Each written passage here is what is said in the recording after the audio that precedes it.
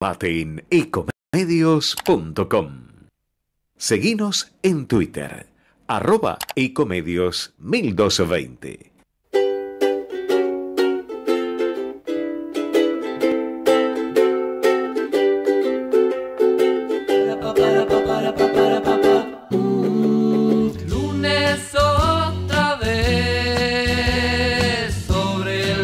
Buenas noches, ¿cómo les va? Bienvenidos aquí al lunes otra vez en Ecomedios. Gusto saludarte, señor Mariano Boedner. El gusto es todo tuyo. Aquí en AM 1220. Estamos como de veranito. Hace mucho calor en la ciudad de Buenos Aires y alrededores. Sí. Quizá en toda la Argentina. Raro, igual, hoy hacía frío la mañana. Cuando fue a llevar a mi hijo al colegio hacía mucho frío. O sea, no relativicemos todo. Hacía 16 grados cuando salimos. En ningún país del mundo es considerado frío. Los noruegos salen en malla en 16 grados. No puedes decir que probablemente vos te despertás a las 10 de la mañana. 6:30 de la mañana, señor. Yo soy un hombre ahora soy un hombre de madrugada. Yo 6:30 me levanto, prendo un noticiero y veo la temperatura, cosas que la gente de nuestra edad ya no hace. Exactamente, eso mismo. Pero bueno, aquí arrancamos. Como siempre, una jornada argentina que trae muchas novedades, ¿no? Más allá de lo internacional, que fue el intercambio de rehenes, en lo que estrictamente político nacional, para no olvidarnos que estamos dentro de un proceso electoral que se va a consumar el domingo 26 de octubre, la Cámara Electoral rechazó en forma definitiva la reimpresión de boletas en la provincia de Buenos Aires. ¿Qué implica eso? Bueno, que cuando los bonaerenses vayan a votar, van a tener en la boleta única papel la cara de José Luis Espert, como primer candidato de La Libertad Avanza. O sea, el gobierno hizo todos los intentos para poder sacar de la boleta a Espert y poner a Santilli, que sí en los hechos va a estar Santilli, por lo menos por ahora. Como un número uno. Jurídicamente es el número uno de la boleta. Exactamente, como número uno saltó del tercero al primer lugar, va a estar, pero cuando la gente entre a votar, no va a estar la cara de Santilli, sino que va a estar la cara de Espert. Y como el gobierno ya se venía a ver esta situación de adversidad, Santilli, si ustedes lo escuchan, empezó una campaña de hay que votar el color violeta, ¿no? Como diciendo, bueno, no me van a ver a mí, no me van a ver a mí. Sí. Exactamente. Está bien. Fíjense en la boleta, donde está violeta, crucecita. Pongan la cruz. Así que me parece que esa es claramente la novedad del día. Insisto en lo que respecta a lo estrictamente político-electoral, a lo que tiene que ver con un ámbito más internacional, del cual también vamos a hablar el día de hoy, es el intercambio de rehenes entre Israel y el grupo terrorista Hamas, que se vivieron momentos de tensión también por el retiro de los cadáveres de rehenes israelíes, y sigue todavía Trump como el gran ordenador de la paz. Él se autopostuló para el Nobel de la Paz, que Oriente, ahora ya lo perdió este año, pero bueno. Exactamente, pero sí me parece que más allá, le guste o no le guste, Trump jugó un papel trascendental en este momento de la historia. Pero bueno, eso obviamente queda a visión de cada uno. A mí me parece que más allá de que por ahí muchas veces nos caiga antipático el presidente de los Estados Unidos, en esta oportunidad jugó un rol central. ¿Y desde lo económico? Bueno, en lo económico hay muchas cosas que han pasado en los últimos días de la semana pasada, y diría que lo que tiene que ver específicamente esta semana, bueno, queda mucho por decir todavía, porque el foco va a estar puesto en lo que sucede a partir de mañana con la presencia del presidente Javier Milei, el ministro de Economía Luis Caputo, con justamente el personaje que vos acabas de describir, Donald Trump. Reunión bilateral oficial, la primera vez que el presidente argentino, Milei en este caso, va a el Salón Oval, que es el salón donde trabaja todos los días el presidente de los Estados Unidos. Va a haber una reunión ahí de amplia importancia, por un sinfín de razones que vamos a ir enumerando y describiendo a lo largo del programa, pero el principal quizá es saber si se va a oficializar cuál va a ser el paquete completo de medidas de salvataje financiero de la Argentina. A ver, lo que vamos a intentar contestar durante el programa, y te lo propongo sobre todo a vos, es: ¿estamos intervenidos económicamente por Estados Unidos? Y en lo cambiario es muy difícil decir lo contrario. Es muy difícil sostener que que no hay una presencia determinante de los Estados Unidos. Si querés, después argumentamos bien y damos otras explicaciones, pero realmente desde te diría que el jueves de la semana pasada, que es cuando se ejecutó y se concretó esta intervención, en el sentido práctico de la palabra intervención. Acá, no, si querés, le sacamos la connotación política. La intervención en términos de actuar en el mercado de cambios de un país extranjero, en este caso Estados Unidos hacia Argentina, eso no tiene antecedentes para nuestro país. Probablemente de Estados Unidos hacia un país emergente tampoco. Y te hago una más antes de presentarnos. ¿Cuánto le queda de margen al ciclo Gallardo? Muy poco. Muy poco. Muy poco. Vamos a necesitar un salvataje. ¿Qué pasó con un salvataje histórico. Hay una chance que es el 9 de noviembre de este año. Dentro de muy poquito. Se juega el clásico. Cuidado. En la Bombonera. Cuidado, porque de las cenizas vuelven a nacer las cosas. Nos presentamos lunes otra vez. Auspician lunes otra vez. Tigre tiene un encanto que conquista en cualquier momento del año. Navegar sus canales es relajarse y descubrir paisajes únicos. Caminar sus calles, recorrer ferias y disfrutar de su ambiente auténtico es parte de la experiencia. Tigre todo el año. Tigre, municipio. Legislatura porteña. Entérate de todo lo que estamos haciendo. Ingresá a legislatura.gov.ar para saber más. Nos une la ciudad. Llegó a Almirante Brown la telemedicina. Se trata de un sistema que permite realizar consultas médicas clínicas, pediátricas y psicológicas virtuales. Podés usarlo desde la comodidad del hogar las 24 horas sin necesidad de trasladarte. Ingresá a la telemedicina descargando la app Brown Previene o entrando en www.almirantebrown.gov.ar. Todos somos Brown. Seguro escuchaste de nosotros. Seguro escuchaste mucho de nosotros. Somos un río enorme y mucha costanera para caminar. Somos un mundo de sabores y muchos momentos para compartir. Somos cuna de campeones y mucha pasión por la celeste y blanca. Somos movimiento, creatividad y talento. Mucho talento. Rosario es mucho más. Cámara de Diputados de la Provincia de Buenos Aires. Seguinos en nuestras redes sociales y entérate de nuestras actividades.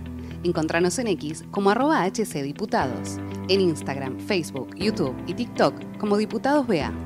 También podés visitar nuestra página web y suscribirte a nuestros canales de difusión en WhatsApp y Telegram. ¿Querés más vacaciones? Disfrutá Escobar todo el año, a solo 1 hora del Obelisco. Descubrí un destino con naturaleza, cultura y aventura. Navegá, explorá, viví la magia de sus olores, sabores y colores. Te esperan ferias, festivales y experiencias únicas. Escobar, cerca tuyo. Vení a conocer la provincia de Buenos Aires.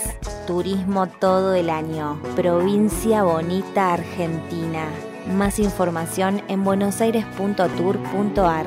Gobierno de la provincia de Buenos Aires. Bienvenidos al verano cordobés, naturaleza para hacer lo que querés, estrellas de folclore, rock, cuarteto de deportes y estrellas de verdad. Encontrar nuevos sabores, nuevas playas, nuevos amores. Un verano fácil para todos. Disfruta más fácil.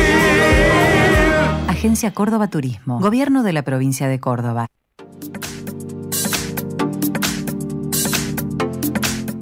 Inscribite en las escuelas deportivas municipales de Merlo. Elegí la disciplina que más te gusta: básquet, hockey, tenis, taekwondo, pádel, skate y muchas más. Para niños, niñas y adolescentes de 6 a 17 años. Inscripciones abiertas a escuelas deportivas municipales. Ingresa a www.merlo.gov.ar /escuelas deportivas. Gobierno del Pueblo de Merlo. Gustavo Menéndez, Intendente. Somos PAE, líder global de energía. Ofrecemos productos y servicios a la industria y estaciones de servicio. Estamos presentes en todas las cuencas productivas y llegamos con gas natural a todo el país y la región. Producimos petróleo, GLP, energía eléctrica y renovable. Operamos la red de estaciones de servicio más moderna y con la mejor atención al cliente. Invertimos, innovamos, crecemos. Somos PAE, energía para la industria. ¿Sabías que en Quilmes tenés un centro municipal de zoonosis? Podés pedir turno de castración de lunes a viernes a las 8 horas en Hipólito Yrigoyen 273. Con tan solo una semana de demora. Quilmes Gobierno. ¡Wow! ¿Cómo dices cuenta DNI? ¡Wow! ¿Que ahora tienes plazo fijo? ¡Wow! ¿Y que tienes una tasa especial? ¡Wow! Y eso hace que tu dinero crezca. ¡Wow! Y crezca. ¡Wow! Y crezca. ¡Wow! Pará, ese último wow no entendí. ¡Wow! ¡Ah! ¡Que crece! Cuenta DNI. Tu plazo fijo de Banco Provincia es realmente wow. ¡Wow! Luis Felipe Noé en San Martín. El Ojo Creador. 2 muestras simultáneas. Desde el 5 de julio hasta el 20 de septiembre en el Museo Casa Carnacini y en el Espacio Cultural Ballester. Más info en sanmartin.gov.ar. San Martín. Comunidad activa.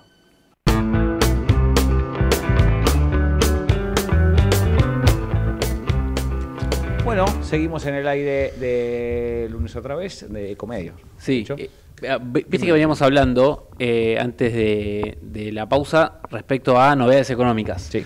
Bueno, van a pasar muchas cosas, pero una cuestión que fue abordada hace muy poquitas horas por el ministro de Economía, Luis Caputo, fue en una entrevista con Luis Majul ayer, el domingo por la noche, con... Te diría, uno de las versiones del run run que más insistente estuvo presente durante los últimos días, durante las últimas semanas, que tiene que ver con si el gobierno estaba reflotando o no la idea de dolarización. Escuchemos a ver qué es lo que dijo el ministro anoche. Sí. ¿La dolarización está descartada? Sí, está descartada. A ver, yo no estoy en contra de la dolarización, nunca lo Conceptualmente estuve. No Conceptualmente nunca lo estuve, el presidente tampoco. ¿De qué se trata la dolarización? Es un debate súper interesante, Luis, porque en el fondo, ¿qué es lo que se busca? Bueno, ¿cuál es el mecanismo monetario cambiario que le va a permitir a Argentina complementar con el equilibrio fiscal de manera de crecer lo más fuertemente posible, lo más pronto posible? ¿Por qué de vuelta? Porque si crecemos, recaudamos más y podemos bajar más rápidamente impuestos. Y podemos hacer entonces que la economía recauda más y baja, está bien. Y entonces las empresas pueden ser más competitivas y pueden pagar mejores salarios porque ahora les cobramos menos impuestos. Como que le estamos devolviendo plata al sector privado. Ahora bien, ¿la dolarización puede ser una alternativa que favorezca esto? Sí, puede ser, es absolutamente opinable. Ahora, tenés que tener los dólares suficientes. Y ahí también hay un debate. Uno dice, bueno, tenés que tener los dólares para cubrir la base monetaria. Otros dicen, bueno, para cubrir la base monetaria amplia. Otros dicen, bueno, para cubrir el M3. ¿Y usted qué dice? Otros dicen, para cubrir la base... El M3 son todos los depósitos. Ahora, otros pueden pensar... la base amplia más la deuda en pesos. O sea, hay muchas maneras de dolarizar. Nosotros creemos que en este momento no tenemos los dólares suficientes para asegurar una dolarización exitosa. ¿Y Estados Unidos Pero no es que estemos en contra conceptualmente, no. ¿Y Estados Unidos? Bueno, ahí estaba entonces la respuesta del ministro de Economía sobre, insistimos, esta cuestión que había vuelto a estar en la conversación pública. Que había estado latente en los 2 primeros años de se va a dolarizar, que era una promesa de campaña de Milei, que se empezó a diluir, que después resurgió, que se volvió a diluir y ahora volvió a resurgir. Sí, en el marco de las conversaciones con Estados Unidos. Ahí está claro, Caputo fue consistente, ¿no? Está descartada la dolarización. Está descartado. Vamos a saludar a nuestro primer entrevistado de esta noche. Es Iván Carrino, es magíster en Economía, es consultor, es profesor adjunto en la Facultad de Ciencias Económicas de la UBA. Tiene la amabilidad de atendernos. Iván, ¿cómo estás? Buenas noches. Mariano Wender, acá junto a Joaquín Mújica, te saludamos. ¿Cómo estás? Bueno, ¿cómo andan? ¿Todo bien? Un gusto. Bien, muy bien, Iván. Te pregunto esto primero, quizás hayas podido escuchar recién con nosotros respecto a la respuesta del de Caputo sobre la dolarización. Por ahí empiezo con esto simplemente por cuestiones antojadizas, porque realmente vos habrás escuchado que se volvió a estar en la superficie la cuestión de la dolarización, si las conversaciones con los Estados Unidos podían estar o no emparentadas o ligadas con una idea de dolarización. Caputo pareciera que lo está descartando sin miramientos y no es una idea que pareciera tener futuro. Ahí la pregunta es, ¿en algún momento a vos te dio la sensación de que este gobierno o este plan económico tenían la mira apuntada hacia una dolarización o nunca fue así? Me voy a ganar algunos enemigos con esto, pero pídanle perdón a Melconian. Tienen que decirle, che, Carlos Melconian tenía razón, no había tuco. Okay. Ahora, vos me preguntaste a mí, yo te digo, sí, yo en la campaña de 2023, cuando estaba Emilio Campo asesorando a Milei y sonaba como la persona que iba a ser el presidente del Banco Central, realmente lo vi como una posibilidad. O sea, había un esquema, había una arquitectura financiera como para llevarlo a cabo, era, a mi juicio, sensata. Ahora, lo que me parece que ocurre, digamos, yo este tema lo seguí mucho porque no sé si soy un dolarizador, pero la propuesta me parece una alternativa posible dada la historia de nuestro país, ¿no? Entonces, sí, la veía como interesante, ¿no? Ahora, en un momento se va a Ocampo y entra Caputo, ¿no? Digo, yo creo que esto ya pasa, ya no me acuerdo, pero digo, fue después de las elecciones o después de las PASO o antes, fue como muy ya cerca de tomar el poder, digamos, ¿no? Y Caputo había escrito un documento como de coyuntura en su consultora, él, bueno, Anker, todos los que están ahí, donde decía que sí, que evidentemente Argentina no estaba para una flotación a lo Sturzenegger, que eso había sido un error, que evidentemente el tipo de cambio era algo muy importante en la Argentina, y que en ese contexto dolarizar era algo que no había que descartar de ninguna manera. Sin embargo, que creo que lo decía ahí, en eso fue en mayo de 2023, sin embargo, que bueno, que no había dólares, entonces que había que encontrar otra forma, y medio que tiraban la idea de que había que encontrar la forma de controlar el dólar, pero no dolarizar, ¿no? Claro. Pero no lo descartaban. Con el correr del tiempo, digamos, si vos empezás el 10 de diciembre tu gobierno y no decís, bueno, dolarizamos, me parece que sí, a medida que fueron pasando los días o los meses, la posibilidad de dolarizar fue pasando a dejar de ser una posibilidad real. Y también, bueno, o sea, evidentemente hay una mirada un poco pragmática de decir, a ver, acá al lado está Uruguay, acá al otro lado está Chile, acá arriba está Brasil, acá está Paraguay, acá... Si alguno dolarizó, no. ¿Y tienen 200% de inflación? No. Bueno, por ahí no sea tan necesario dolarizar. Si hacemos las cosas más o menos bien con el Banco Central, con la política fiscal, seguramente no haga falta.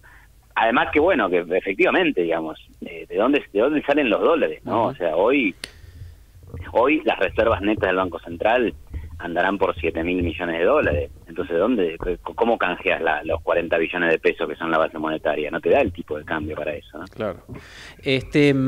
Bueno, es interesante, Iván, vos ahí justo recordabas ese informe, ese paper que hace Caputo varios meses antes de llegar a la función pública de nuevo al ministerio, en el que él lo que sostenía, como decís vos, es que el tipo de cambio debía ser una de las anclas por las cuales se preparen las condiciones para bajar la inflación.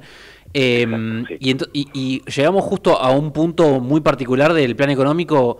Te quiero preguntar qué pensás vos respecto a esta decisión que pareciera ahí en la superficie respecto a si el gobierno tiene que liberar enteramente el tipo de cambio y dejarlo flotar sin bandas y sin ningún tipo de control o intervención de ningún tipo, o si puede sostener el esquema cambiario tal como existe ahora. Sí. ¿Qué lectura haces vos respecto a esta disyuntiva que tiene el gobierno sobre si seguir tal como está, si están las condiciones para seguirlo o si necesariamente va a tener que hacer un cambio mayúsculo? Bueno, está buenísima, es como la pregunta del momento además, ¿no? Yo creo que, mirá, muchas cosas tengo para opinar de esto y de forma desorganizada, no sé cómo me va a salir, pero primero, mañana se eliminan todas las restricciones, ya no hay cosa cruzada, las empresas pueden comprar. Para mí el dólar no sube, para mí el dólar no se va arriba del techo de la banda si vos eliminás todo mañana. O sea, hoy el dólar está en la banda, ¿sí? Y encima Scott Bessent acaba de comprar pesos, entonces digamos, eso, si vos tenés el apoyo del Tesoro norteamericano, qué sé yo. Ahora, listo, eso por un lado. Igualmente, claro, ahora, la segunda cuestión. Si el año pasado el año pasado el tipo de cambio real se apreció, ¿no? El atraso cambiario. Miren cómo la gente se va de vacaciones a Brasil y cómo compran en Chile y hacen colas en los shopping, etcétera, etcétera, etcétera. Bueno, pero ¿por qué estaba pasando eso? Porque el riesgo país había caído de una forma espectacular. O sea, desde 2.400 puntos llegamos a 500 puntos básicos de riesgo país. Frente a esa enorme brote de confianza en la Argentina, bueno, ¿qué te refleja el riesgo país? Que los inversores internacionales y locales están comprando bonos, están comprando acciones, o sea, están demandando pesos y están dejando sus dólares en el mercado para poder comprar esos activos, ¿no? Entonces, están demandando activos argentinos y pasivos del gobierno cuando compran bonos y lo mismo con los pesos. Ahora, este año el riesgo país tuvo un recorrido completamente distinto, digamos, estamos más o menos en 1.000 puntos, llegó a estar en 1.400 puntos. Entonces, y si vos me decís que el 26 de octubre, escenario hipotético, el gobierno hace una pésima elección y cualquier referente de la centro derecha hace una pésima elección, probablemente el riesgo país ya no sea 1.000 puntos, sea de vuelta 1.400 puntos o 2.000 puntos, y ahí sí que el dólar, y bueno, va a reaccionar para arriba, ahí sí va a reaccionar para arriba. Entonces, depende, ¿no? Depende. Si el riesgo país no sube, si el riesgo país vuelve a la tendencia bajista, es sostenible el tipo de cambio. Y la tercera cuestión que diría es, como te dije antes, ¿qué pasa en Chile? ¿Qué pasa en Uruguay? O sea, hay una mirada pragmática. Acá también hay una mirada pragmática. Desde mi punto de vista, de que estudié en la Escuela Austríaca de Economía y soy recontra liberal, liberá todo, no pongas ni un solo requisito para comprar dólares. Libertad total, libertades individuales, está bien. Pero bueno, también está la mirada pragmática de aprender de las experiencias de países vecinos. Y si vos ves cómo ha bajado la inflación en los años 90, y bueno, en todos los casos hubo algún tipo de ancla cambiaria, ya sea una banda, un tipo de cambio fijo. Bueno, entonces, listo, también pragmatismo y humildad. O sea, bueno, a ver qué hicieron los demás. Bueno, funcionó, bueno, hagámoslo acá también. O sea, no se está creando la pólvora. Y a mí me sirve cuando la gente viene y dice, esto ya se probó. Lo de la dolarización está bien también, pero era como demasiado raro, ¿no? Acá es algo que más o menos parecido a lo que han hecho otros países. Iván, buenas noches. Joaquín Mujica te saluda. Hola, Joaquín, ¿cómo estás? A ver, entiendo por lo que planteas que vos decís, bueno, si pierde el gobierno la elección del 26 de octubre, obviamente en caso hipotético, sí puede haber una disparada del dólar y una disparada también del riesgo país. Entonces, en base a eso, y escuchando a Milei hablar sobre la continuidad del plan económico, pese a haber perdido la elección en la provincia de Buenos Aires por 13 puntos, hoy dijo también, nos van a salir dólares por las orejas. Digo, ¿ves a un gobierno o a un presidente subestimando la situación, o ves a un presidente y a un gobierno lo suficientemente seguro como para sostener el plan económico, no solo de los hechos, sino también de lo discursivo, en la antesala de lo que es la elección del 26 de octubre? Lo que pasa es que, mira, voy a tomar una frase de Emanuel Álvarez Agis, que dice, necesitas un gobierno que asuma y esté listo para perder la elección de medio término. Porque hay que hacer cosas que son costosas y para corregir la economía y que empiece a andar bien hay que hacer cosas que son costosas. Por supuesto que las cosas que él piensa que son costosas no son las cosas que yo pienso que son costosas, o sea, vamos a tener una diferencia muy grande en lo que tiene que hacer este gobierno, que va a perder las elecciones de medio término. Pero a lo que voy es, si el gobierno pierde las elecciones de medio término, o no le va bien, o incluso le va mal, o lo que sea, que todo eso está por verse, no sabemos qué va a pasar, hay encuestas, pero habrá que ver qué pasa. de todas formas hay que mantener el rumbo, o sea, el rumbo de tener equilibrio fiscal en un país que no tiene crédito y no tiene moneda, porque si vos me dijeras que estamos en Suiza, sí, claro, no es una prioridad el equilibrio fiscal, pero no estamos en Suiza, entonces es una prioridad el equilibrio fiscal, hay que mantener eso, ¿cómo lo vas a abandonar? Hay que mantener eso. Lo que sí por ahí no va a ser posible de mantener va a ser un esquema de bandas o un techo en ese nivel, por ahí tenga que correrse el techo y después intentar otro esquema de bandas, porque de vuelta, si el nivel de incertidumbre, el nivel de miedo, el nivel de percibir que a pesar de lo que haga Milei, o a pesar de la voluntad que tenga Milei, sus proyectos no van a poder salir, es decir, lo que vos tendrías sería un problema de gobernabilidad, ¿verdad? Que es un poco lo que hemos visto este año. Bueno, frente al problema de gobernabilidad, los inversores se asustan, se van, venden los dólares, venden los pesos, quieren los dólares, y ahí por ahí tendrías un problema de que es imposible sostener la banda, pero el resto de la política económica habría que mantenerla porque es lo que sienta las bases para un crecimiento genuino y para una economía con menos desequilibrio, ¿no? Entonces ahí tendríamos que apuntar, entonces medio que no te queda otra, sí, hay que mantener la política económica. Tal vez, esto puede ser una mirada personal, sí trataría, te vaya mal, te vaya bien, pero sobre todo si te va mal, de tratar de que lo que vos estás tratando de hacer tenga consenso, porque si no tiene consenso no encontrás la gobernabilidad, ¿no? Entonces trabajaría en el aspecto político de conseguir algo de apoyo, ¿no? Iván, te hago la última. Vos sos uno de los economistas que probablemente siga más de cerca y haya o estudiado en profundidad todo lo que tiene que ver con la escuela austríaca, que está muy en boga en estos años, porque básicamente el presidente desde sus últimos años de profesión de economista lo trajo a la discusión. Y es interesante, aprovecho para preguntarte esto respecto a... por ahí es una escuela dentro de las más conocidas o clásicas de la economía, una escuela menos estudiada. ¿Qué es lo que dirías vos que tiene de escuela austríaca este plan económico? ¿Qué cosas quizá no? ¿Es posible poner en esos términos todo el bagaje teórico monetario del presidente con lo que está haciendo en los hechos como presidente? Sí, está buena la pregunta. A ver, lo principal es una inspiración, o sea, hay una voluntad de Milei, pero también de muchos de los funcionarios, de reducir la intervención del gobierno en la economía. ¿Esto es propio de la escuela austríaca? No, en realidad la escuela austríaca esto lo va a compartir con la escuela de Chicago, con la tradición ordo-liberal de la Alemania de la posguerra, ¿no? Entonces no es algo exclusivamente austríaco, pero es compartido también por la escuela austríaca. Después, en lo demás, yo diría que es más bien un plan que intenta hacer en la medida de lo posible todo lo ortodoxo que se puede, ¿no? Entonces, cuando uno dice el problema fiscal, qué sé yo, viene el líder de la escuela keynesiana hoy a la Argentina del año 2023 y va a decir el problema fiscal.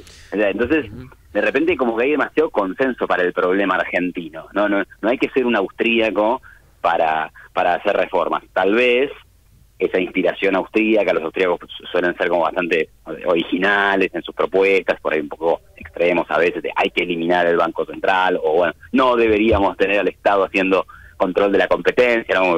Posturas así muy interesantes, muy como de vanguardia. Bueno, por ahí eso es lo que inspira a Milei a decir el déficit fiscal lo vamos a corregir en un mes, ¿viste? No en un plan de 5 años, en un mes ya está todo arreglado, vamos a salir y vamos a achicar el gasto público y esto. Bueno, por ahí ese ímpetu viene más de esa tradición que de otras, pero qué sé yo, la verdad que hay una combinación. Hay una nota mía en Infobae que se llama ¿qué hace Milei?, ¿no? Entonces ahí ha mezclado tradiciones, porque digamos gestionar la política económica es una cosa y dar una clase o escribir un paper es otra, ¿no? Claramente. Iván Carrino, economista, te agradecemos mucho tu tiempo y tu análisis con nosotros. Un abrazo grande. Un abrazo, gracias a ustedes. Bueno, ahí estaba entonces la palabra de Iván Carrino, nuestro primer entrevistado de la noche. Como decíamos, está todo por decidir esta semana respecto a la economía, con toda la atención puesta en lo que va a pasar en Washington. Tanda. Vamos la radio, somos tu voz. Vamos con Eco, siempre la verdad y la mejor información. Ahora, visitar Catamarca es más fácil que nunca. Te presentamos Visit Catamarca, la nueva plataforma donde podés planificar tu viaje y comprar paquetes y experiencias directamente de agencias y prestadores. Entrá a Visit Catamarca y empezá tu próxima aventura. Catamarca, más que un paisaje, todos. Catamarca, hermosa por naturaleza. Ministerio de Cultura, Turismo y Deporte. Espacio cedido por la Dirección Nacional Electoral. Apoyar lo que suma y frenar lo que daña. María Eugenia Talerico, candidata a diputada nacional por la provincia de Buenos Aires. Alianza Potencia, lista 504. La política no nos brinda honestidad. El próximo 26 de octubre soy candidato a diputado nacional por la provincia de Buenos Aires. Espacio cedido por la Dirección Nacional Electoral. Hacer las cosas bien. Florencio Randazzo, Margarita Stolbizer, candidatos a diputados nacionales por la provincia de Buenos Aires. Lista 508, Alianza Provincias Unidas. Espacio cedido por la Dirección Nacional Electoral. Soy Ricardo Alfonsín. Por la justicia social, acompáñanos con tu voto. Movimiento Proyecto Sur, Ricardo Alfonsín, Marina Casese, Gustavo López. Espacio cedido por la Dirección Nacional Electoral. Grey diputado, peronismo renovado. Unión Federal, diputado nacional, provincia de Buenos Aires, Fernando Grey. Informate en ecomedios.com. Seguinos en Twitter, @ecomedios1220.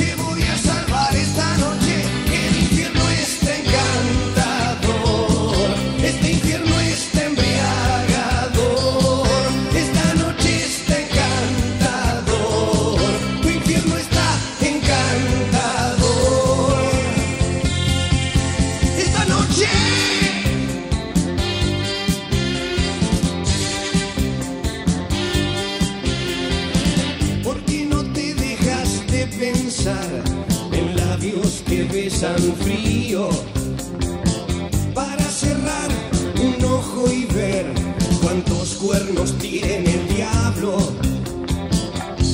¿Puede alguien decirme? Me voy a comer tu dolor y repetirme.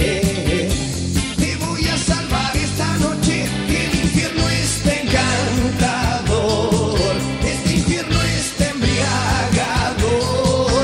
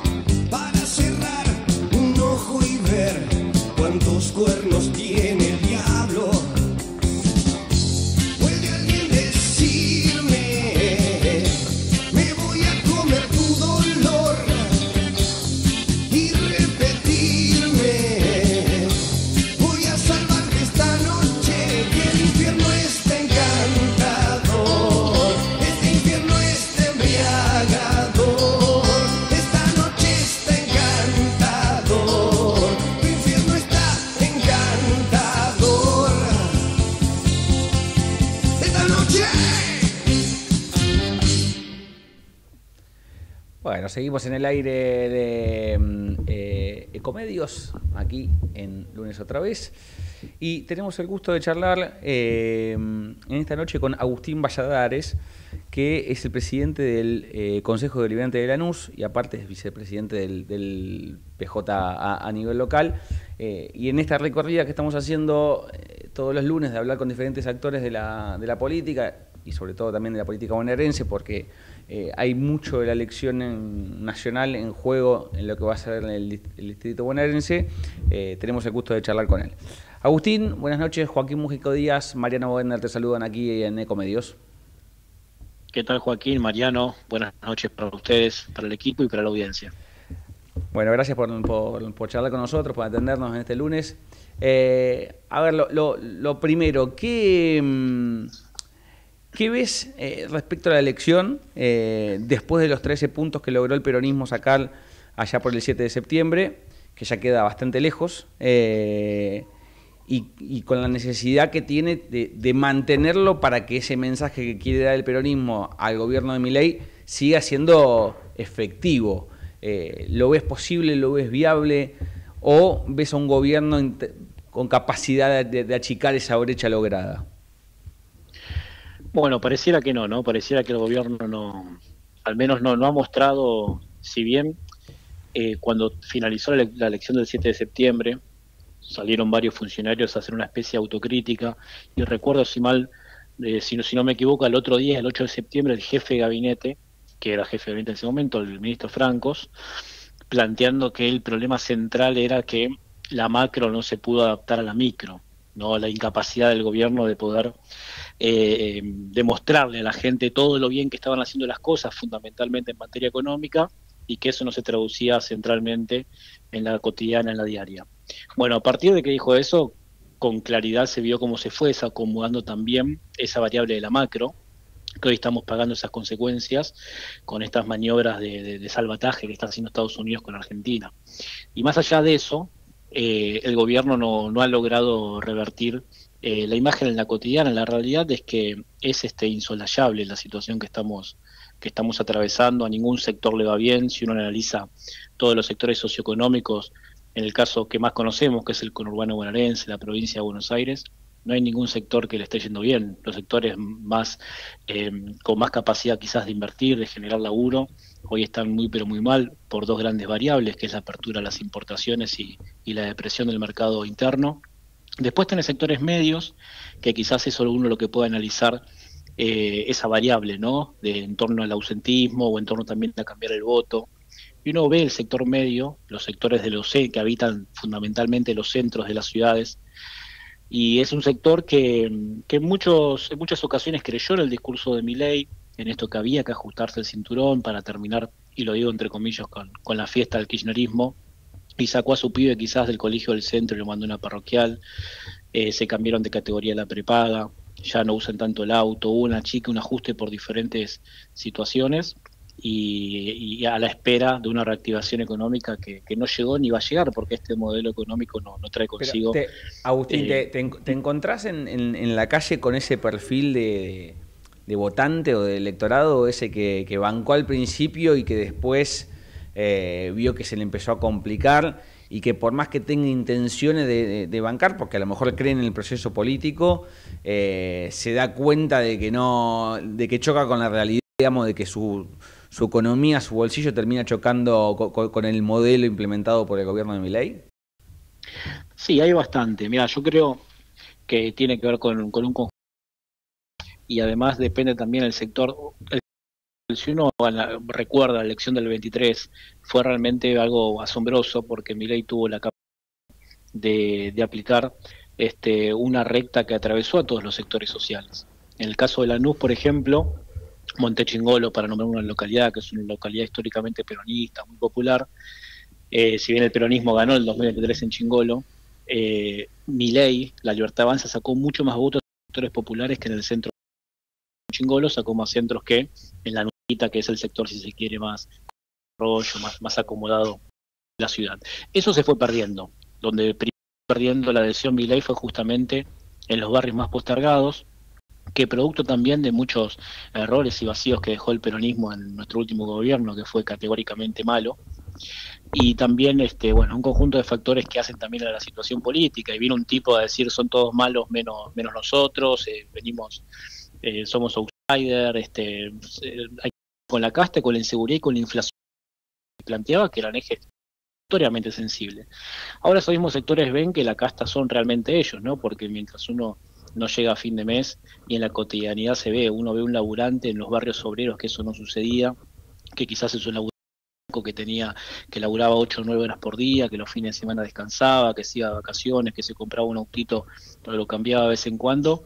Hoy ese laburante, laburo, si tuvo la posibilidad de sostenerlo, se sube a su auto, prende la aplicación, hace 4 o 5 horas para pagar la tarjeta de crédito con la que compra los alimentos para darle de comer a su familia. Entonces ese sector, que era un sector donde también había penetrado, notoriamente vemos el enojo. Pero además se dio algo que antes no sucedía, ¿no? Yo creo que se conjugaron dos factores. Por un lado, la degradación del sistema político, económico y también institucional de Milei, porque lo desbordó a todos estos hechos de corrupción que construyeron un combo producto de la situación económica también. Pero por otro lado también apareció la esperanza, que era el mayor problema que tenía el peronismo, ¿no? Esa incapacidad de construir o de hacer avisurar una alternativa para que todos esos sectores que veían que el proyecto de Milei no era como pintaba, se vuelquen hacia otro lugar. Bueno, el 7 de septiembre emergió indudablemente en la provincia de Buenos Aires, pero se dio también a nivel nacional el efecto, la figura de Kicillof acertando en términos políticos y electorales, que fue la victoria del 7 de septiembre. Entonces hoy estamos parados en una situación donde se conjugan esos dos factores, la degradación y la caída del modelo económico de Milei, y por otro lado un peronismo que empieza a tener esperanzas y a decir hay 2027. A ver, Agustín, ¿en qué lugar lo ubicas a Kicillof en este mapa? A partir de ahora, después de la elección del 7 de septiembre, después de toda la discusión que tuvo dentro del peronismo con Cristina y Máximo Kirchner, con la Cámpora, ¿dónde queda parado Axel en toda esta discusión después del proceso electoral del 7 de septiembre? Obviamente falta un paso más, que es el 26 de octubre, pero ¿a dónde lo visualizás vos de aquí en adelante y sobre todo con una meta que es para todo el sistema político, que es el 2027?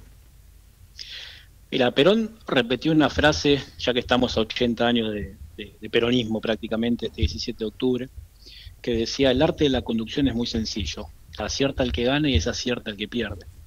Y Kicillof planteó una alternativa, de, si se quiere, metodológica en la cuestión electoral, y también una cuestión que tiene que ver con la necesidad de construir poder propio de cara a lo que se viene. Eso tuvo mucha discusión y mucho debate dentro del peronismo, mientras el gobernador avanzaba en un decreto para construir este desdoblamiento, que fue realmente exitoso, y hago un pequeño paréntesis, no solo exitoso en términos de los porotos electorales o de los escaños, sino exitoso porque generó un clima de victoria que eso permitió, por ejemplo, que se trabajen de manera negativa los vetos en el Congreso de la Nación. Es decir, generó un clima de victoria, generó la política de la sociedad que se le puede ganar a Milei, que este modelo está mal y que hay esperanza. Para cerrar el paréntesis, te digo, Axel estuvo en esa situación, dio las peleas y las discusiones que tuvo que dar y ganó electoralmente y ganó políticamente. Eso lo pone en un lugar de mucho privilegio. Yo creo que Kicillof, el mayor acierto que tuvo es poner al peronismo nuevamente en la senda del futuro, porque en los últimos el peronismo es un movimiento con mucha historia, con un presente conflictuado, o por lo menos si analizamos un par de meses atrás, antes del 7, que eso no quiere decir que hayan desaparecido las tensiones, creo que se van a seguir librando, pero hoy se plantea desde un lugar diferente, ¿no? Porque la victoria permitió al peronismo nuevamente ponerlo como opción de cara a resolver los problemas de la Argentina, y ese es el gran desafío que hoy tiene el peronismo. Yo creo que de acá al 26 lo que hay que hacer es lo que se está haciendo, ¿no? Es criticar con solidez las políticas económicas de Milei, que nos están haciendo pelota, no solo las económicas, sino también las institucionales. Bueno, vimos ahora también todo este avance en la entrega de la soberanía, pero que persigue el mismo propósito de ser un Estado embrionario y funcional, completamente funcional y servil a la política estadounidense.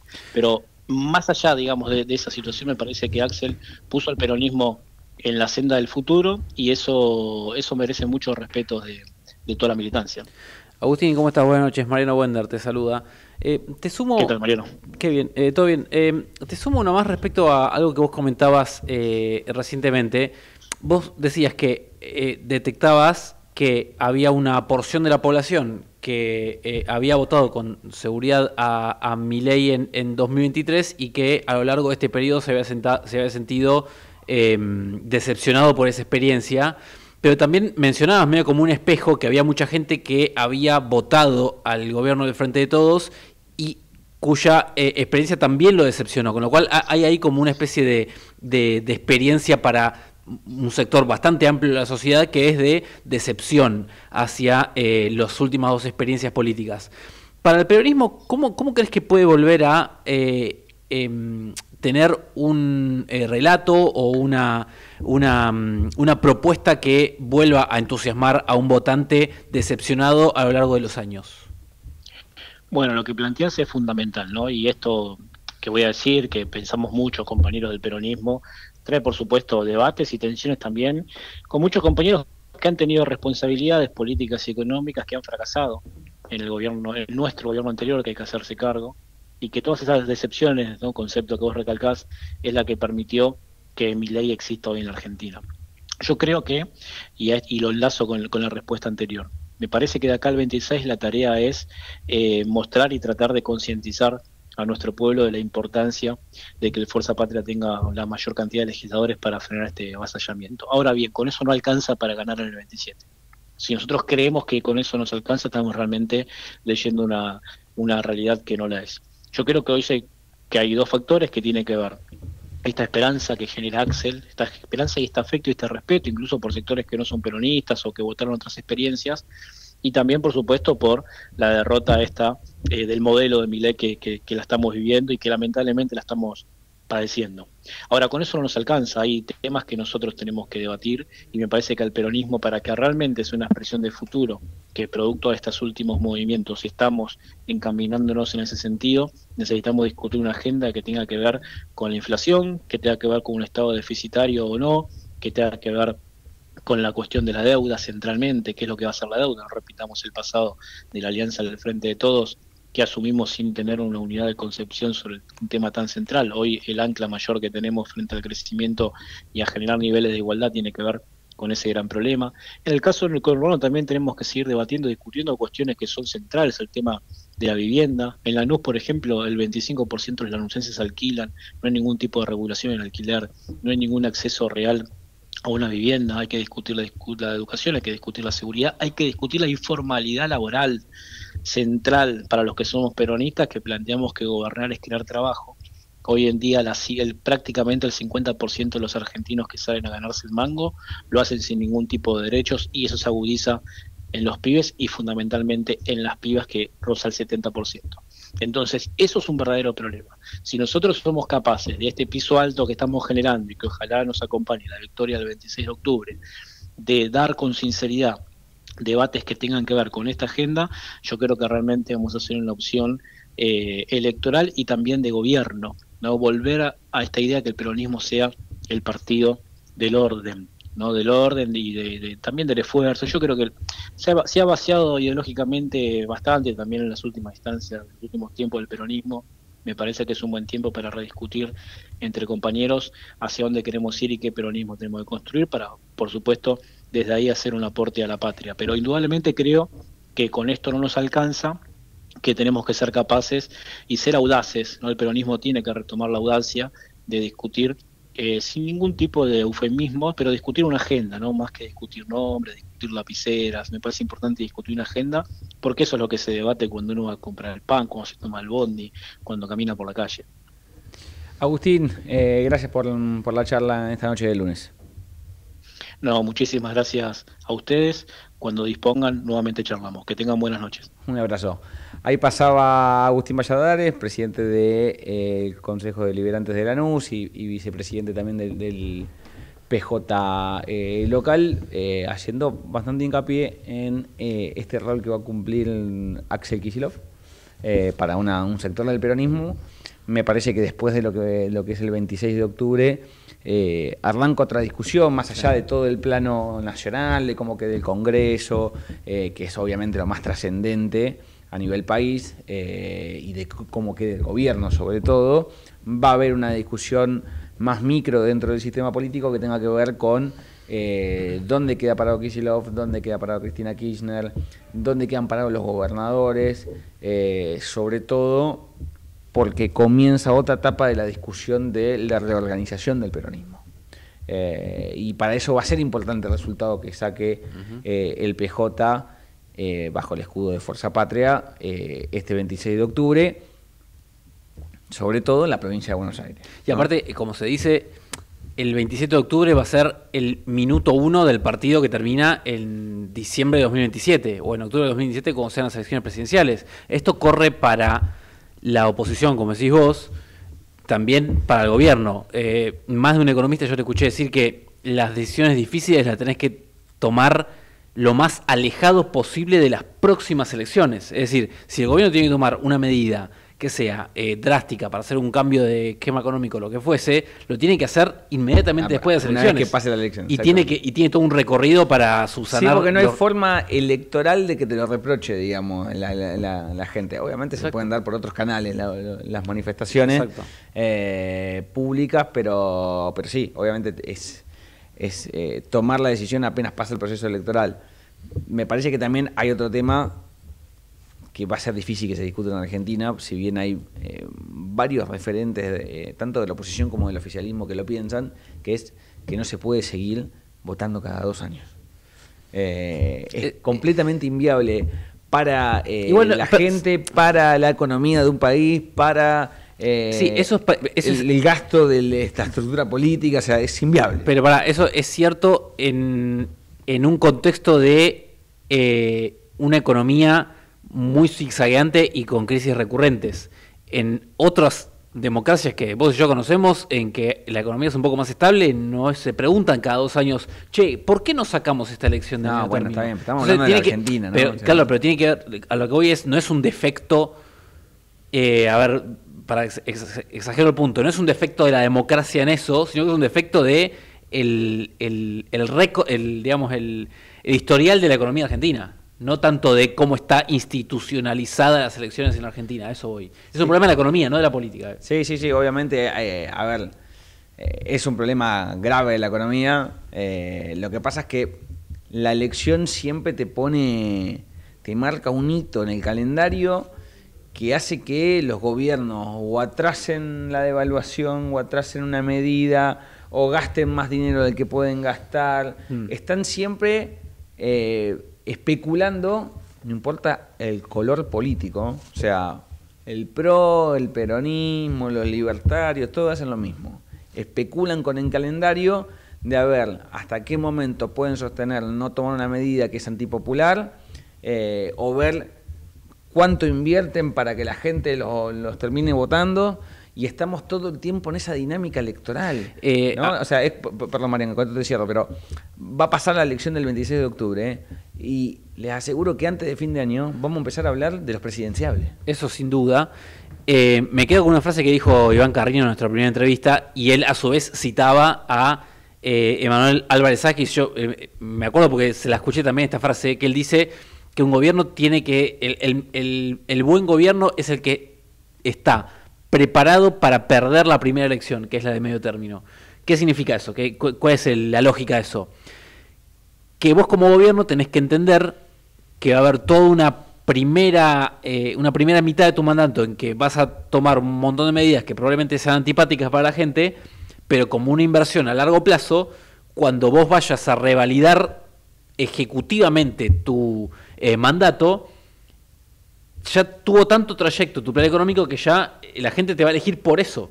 O sea, por lo mismo que la gente no te votó a medio término, te va a terminar votando a los 4 años de distancia. Lo que pasa es que en un país que no tiene ni las circunstancias, ni los contextos, por eso te estoy hablando en un escenario en que un gobierno pueda entender esto. La verdad es que, como decís vos... De repente te aparece una causa de corrupción que te desestabiliza completamente. No, y aparte... todo el proyecto económico... Por eso, y aparte es una tentación para cualquier gobierno hacer las cosas lo más rápido posible y ganar a medio término.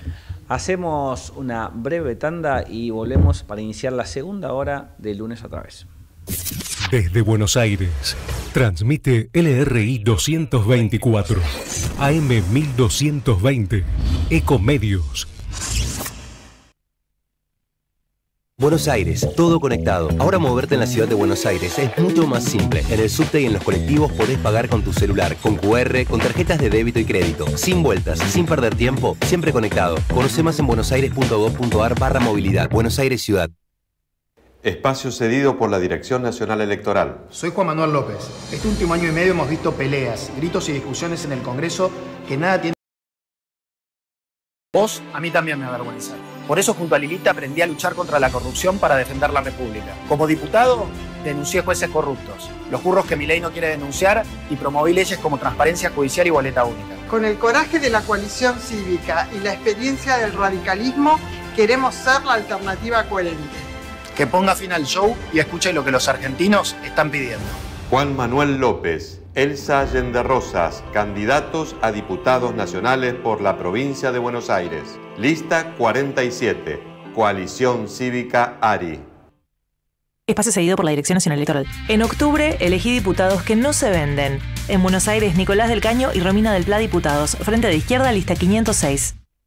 Por nuestros recursos naturales, por la mesa de los argentinos, por los jubilados. En Buenos Aires, vota Alberto Samir, diputado nacional, Frente Patriota Federal. Espacio cedido por la Dirección Nacional Electoral. ¿Cómo se frena una fuerza en movimiento? Con otra fuerza en sentido contrario, pero no va a alcanzar la fuerza de uno.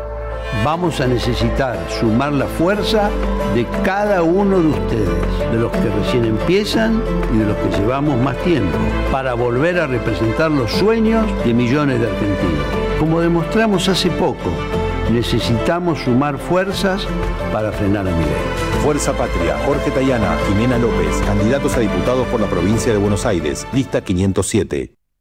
Espacio cedido por la Dirección Nacional Electoral. Soy Diego Santilli, candidato a diputado. Tenemos que darle fuerza al gobierno para hacer las reformas que faltan y terminar el cambio que empezamos. Hagamos que el esfuerzo valga la pena. La libertad avanza o Argentina retrocede. Diego Santilli, candidato a diputado nacional por la provincia de Buenos Aires. La libertad avanza. Lista 503.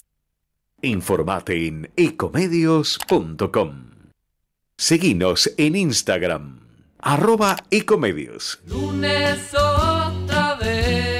Joaquín Mujica Díaz y Mariano Wedner se instalan en la noche de los lunes de Ecomedios AM 1220 y ecomedios.com para brindarnos la información privilegiada que solo ellos nos pueden aportar. Política y economía al más alto nivel y la data privilegiada de los periodistas que caminan por los pasillos del poder. Lunes otra vez, todos los lunes de 20 a 22.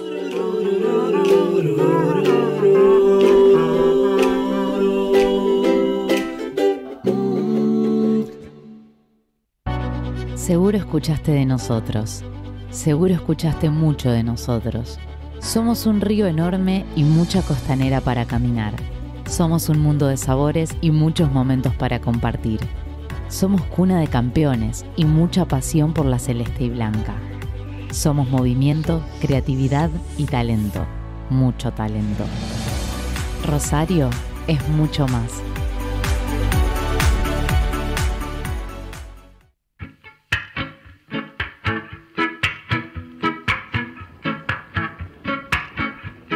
I ain't no Rastaman come to town. I come with me bandera now. Check it out. Say.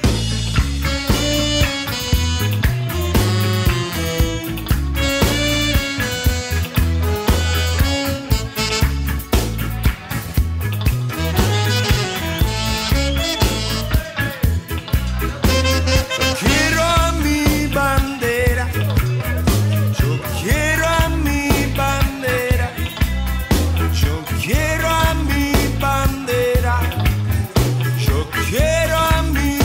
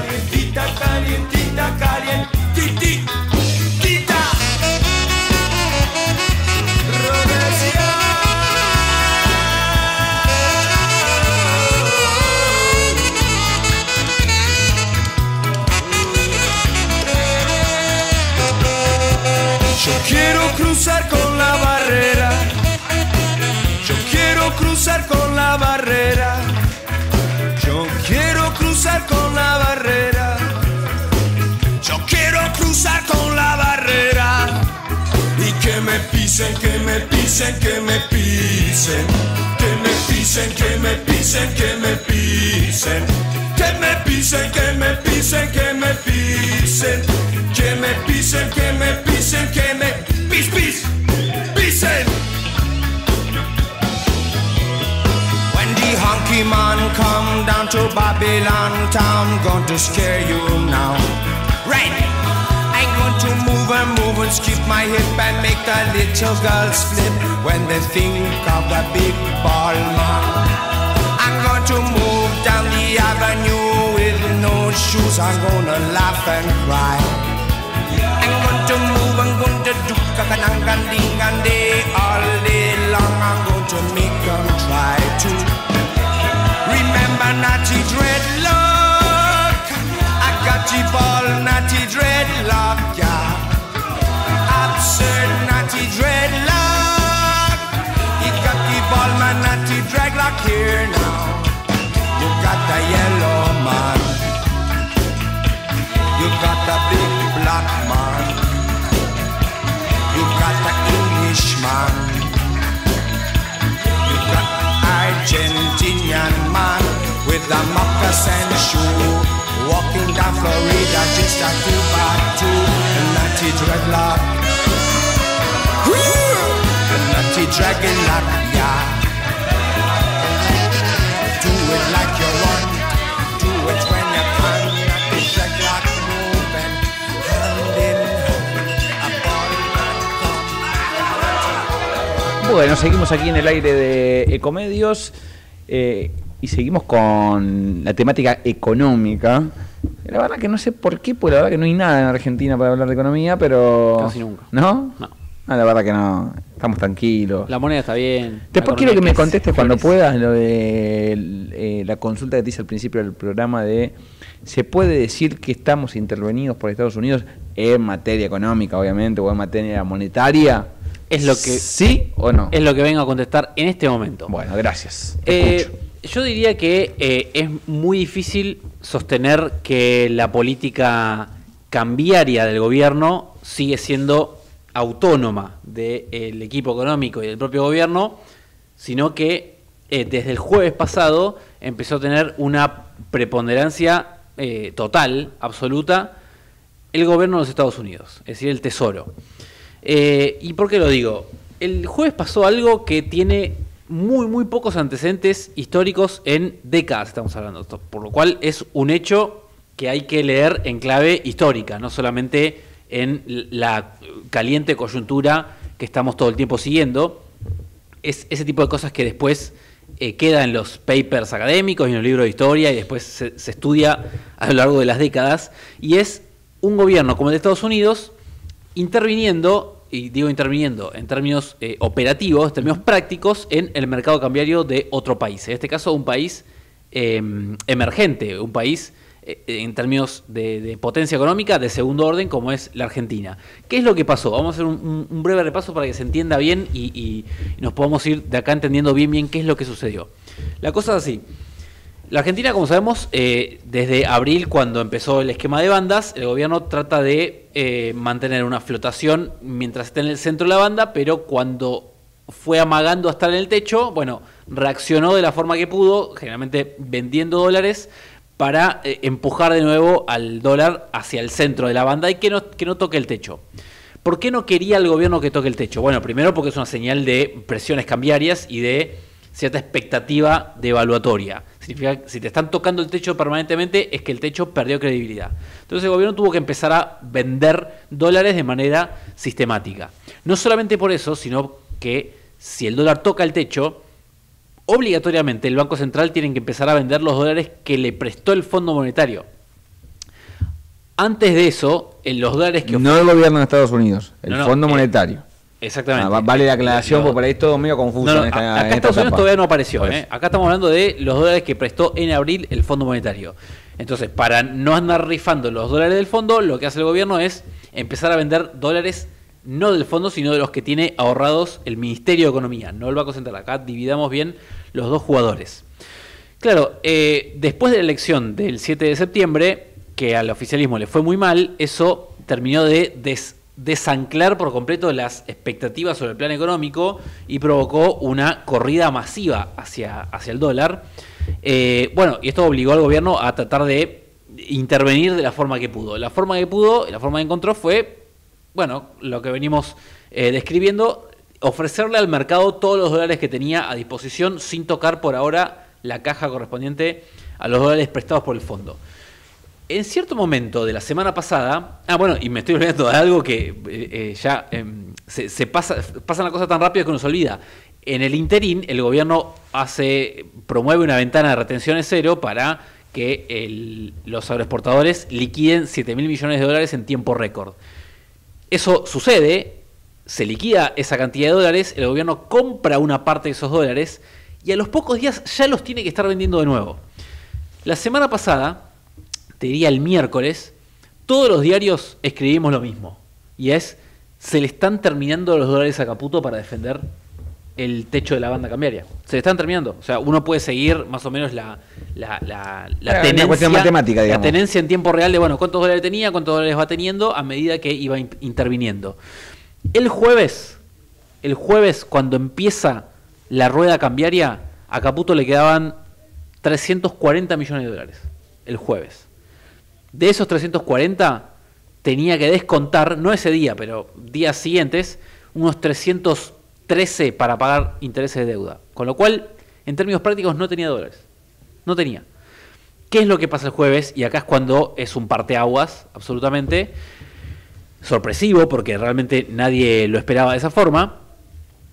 Es que apareció un jugador nuevo, distinto, que nunca había aparecido antes en el mercado argentino, y es un gobierno de afuera ofreciendo dólares para hacerlo bajar de nuevo al tipo de cambio. No un organismo internacional, sino directamente un gobierno. Una gobierno. Decisión política del gobierno de Donald Trump. Exactamente.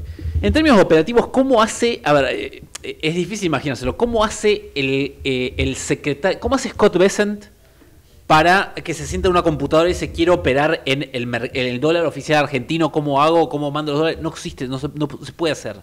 Regulatoriamente no hay forma. Entonces, ¿cuál es el mecanismo que encontró el gobierno de Estados Unidos? Por supuesto, en negociación con el gobierno argentino. Lo que hizo fue, con una especie de contrato con 3 bancos comerciales, son JP Morgan, el Citi, que son probablemente los 2 bancos más grandes de Estados Unidos, y el Santander, un banco internacional muy importante, los 3 con presencia con filiales en Argentina, y lo que le dijo es, yo les voy a transferir dólares míos, y ustedes, como si yo fuese un cliente de ustedes, los voy a hacer operar en el mercado argentino. Entonces ya 3 bancos argentinos pueden operar en el dólar oficial argentino, el dólar mayorista. Entonces lo que terminó pasando es que aparecieron dólares a nombre del Tesoro de Estados Unidos, operado por 3 bancos comerciales en la Argentina, una oferta que no fue multimillonaria, pero fue lo suficiente como para hacer bajar el dólar. Y ahí es cuando, minutos después de eso, tuitea Scott Bessent, para muchos el ministro de Economía en funciones, que dice, hemos empezado con él no le dice, por supuesto, rescate financiero, ni salvataje financiero, ni de casualidad. Obviamente, por supuesto, hablan de una cuestión más de ayuda estructural y sistémica al gobierno argentino, porque es un aliado geopolítico para Estados Unidos en la región.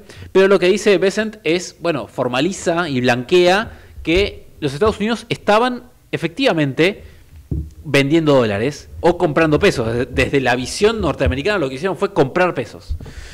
Entonces, realmente fue un parteaguas en la dinámica cambiaria. El dólar bajó muy fuertemente ese día. Hubo sin exagerar, no lo estoy diciendo por decirlo, una fiesta financiera. Volaron los bonos, volaron las acciones, porque parecía como sobre la hora, cuando el gobierno se estaba quedando sin dólares, aparece la caballería y viene a salvar al gobierno, en este caso con los dólares del Tesoro de Estados Unidos. Te acoplo una frase de Carlos Melconial sobre ese momento. Sí. Dice, para el país, Bessent fue igual a caerse infartado en la puerta de la clínica y salir con 3 stents. Excelente. No lo había leído. Es como que ya está, te había dado el infarto, te estabas muriendo y de repente te encontraron en la puerta de la clínica, te metieron al quirófano, te pusieron 3 stents Y salís a jugar al fútbol. Y salís para jugar al fútbol y comerte unas papas fritas. Bueno, está muy bien. Siempre tiene buenas metáforas, Melconian, para eso. Es eso, es exactamente eso. Sobre la hora apareció el primer paso formal del salvataje. Eso fue el jueves. Es recontra confidencial cuántos dólares realmente puso Estados Unidos para esto. Hay algunas versiones que dicen 100 millones, algunos arriesgan un poco más. La verdad es que nadie tiene el dato. Supongo que el gobierno, por supuesto, nacional lo debe tener, no lo puede decir por cuestiones de confidencialidad, pero no es que necesitó jugarse un capital enorme en los Estados Unidos para tranquilizar la cosa. Acá fue más bien el gesto y la señal muy muy fuerte y que sorprendió porque realmente no se esperaba que Estados Unidos haga eso en el mercado cambiario argentino. No, te digo más, eso fue el jueves, el viernes fue feriado, con lo cual no hubo operaciones, y el lunes, o sea hoy, Estados Unidos no necesitó ni siquiera aparecer para seguir haciendo bajar el dólar. El dólar hoy bajó de nuevo, bajó bastante incluso, y Estados Unidos no hizo nada. ¿Qué es lo que nos dice ahí la cuestión? ¿Cuál es el mensaje ahí que queda de manifiesto? Que fue más importante para el gobierno mostrarle al mercado que Bessent está sentado en la misma silla, en una silla al lado de Caputo, tomando las decisiones de la política económica y pudiendo controlar al dólar, que la cantidad propiamente dicha de dólares que tiene que poner. Alcanzó por ahora con la señal y vamos a ver si mañana hay anuncios concretos.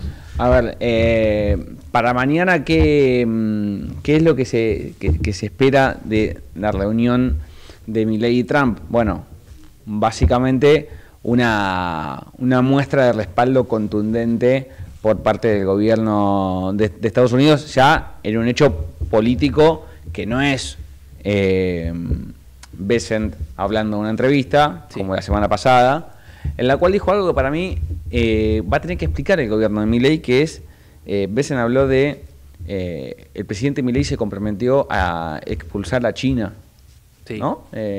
Hizo ruido.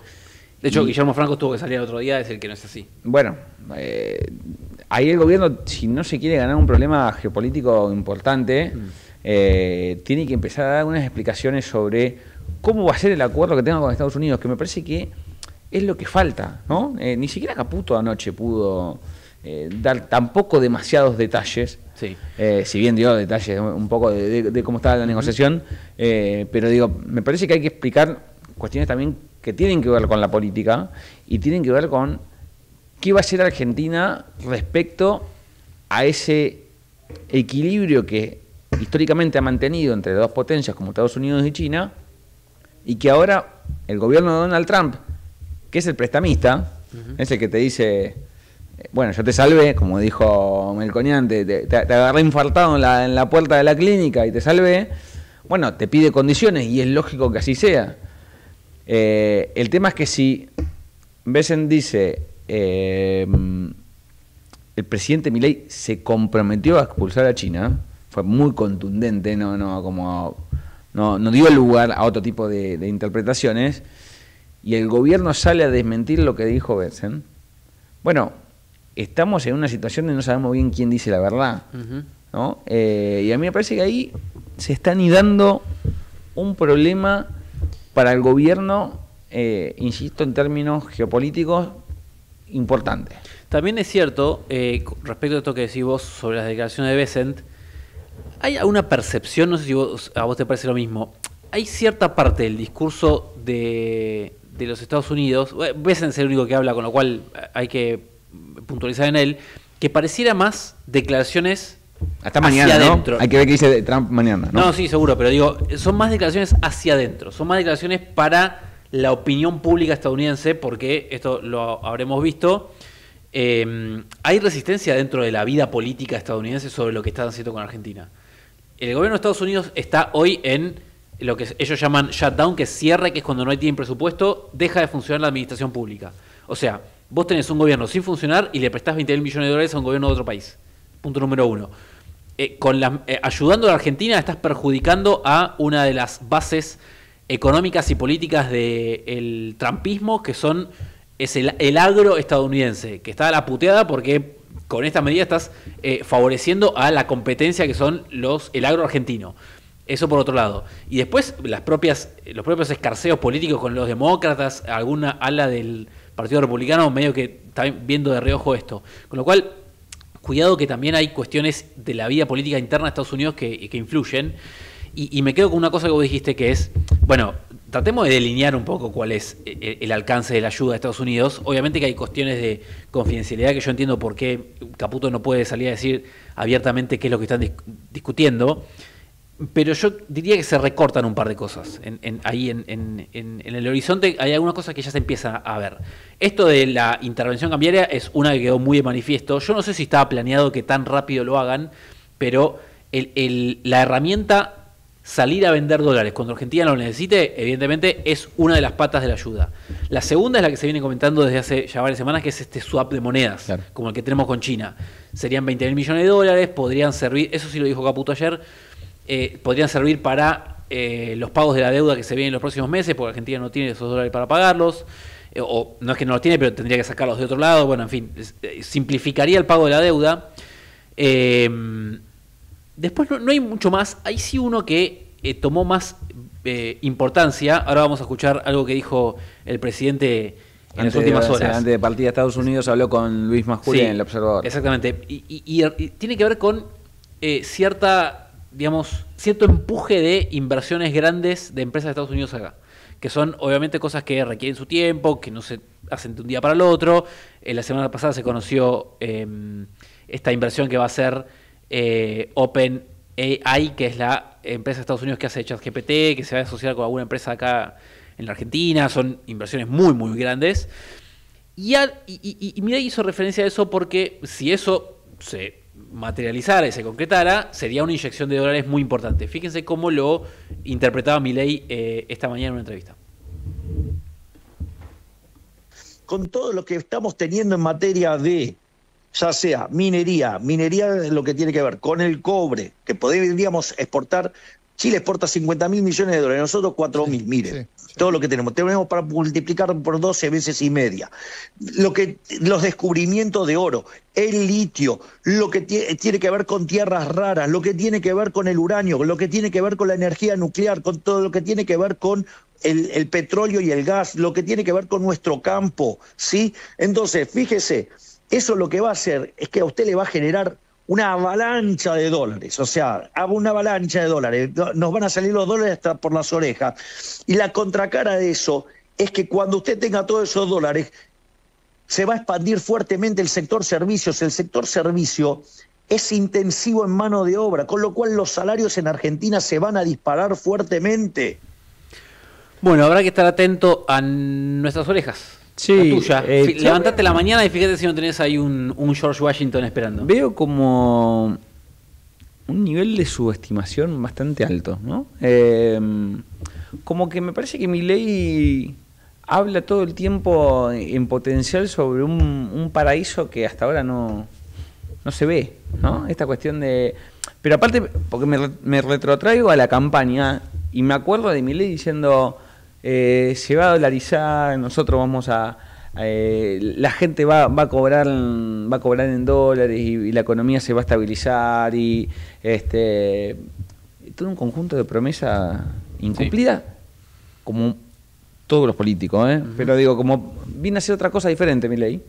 Entonces cuando escucho hablar, bueno, nos van a salir dólares por las orejas, y la verdad, hace 2 semanas estabas desesperado pidiendo... El jueves no tenía más dólares. Claro, pidiendo por favor que te den dólares. Me parece todo bastante extraño, chabacano, bizarro, ¿no? Hablando de esta cuestión de, bueno, no vamos a saber qué hacer con tantos dólares.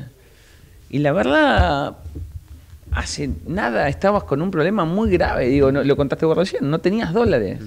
Entonces, esta cuestión de pasar de una punta a la otra, me parece un poco arriesgada, ¿no? Coincido. Hay otra cosa que es menos comentada porque estamos todo el tiempo hablando del dólar y de lo que está pasando con el Río País y y el techo de la banda, y etcétera. Hay una cosa que por ahí pasa más abajo de la superficie, es muy importante y te diría que es quizás más importante que el tema del dólar a la hora de saber qué es lo que piensa la sociedad y qué es lo que termina reflejando en las urnas, y es la economía real, qué es lo que está pasando con la actividad económica.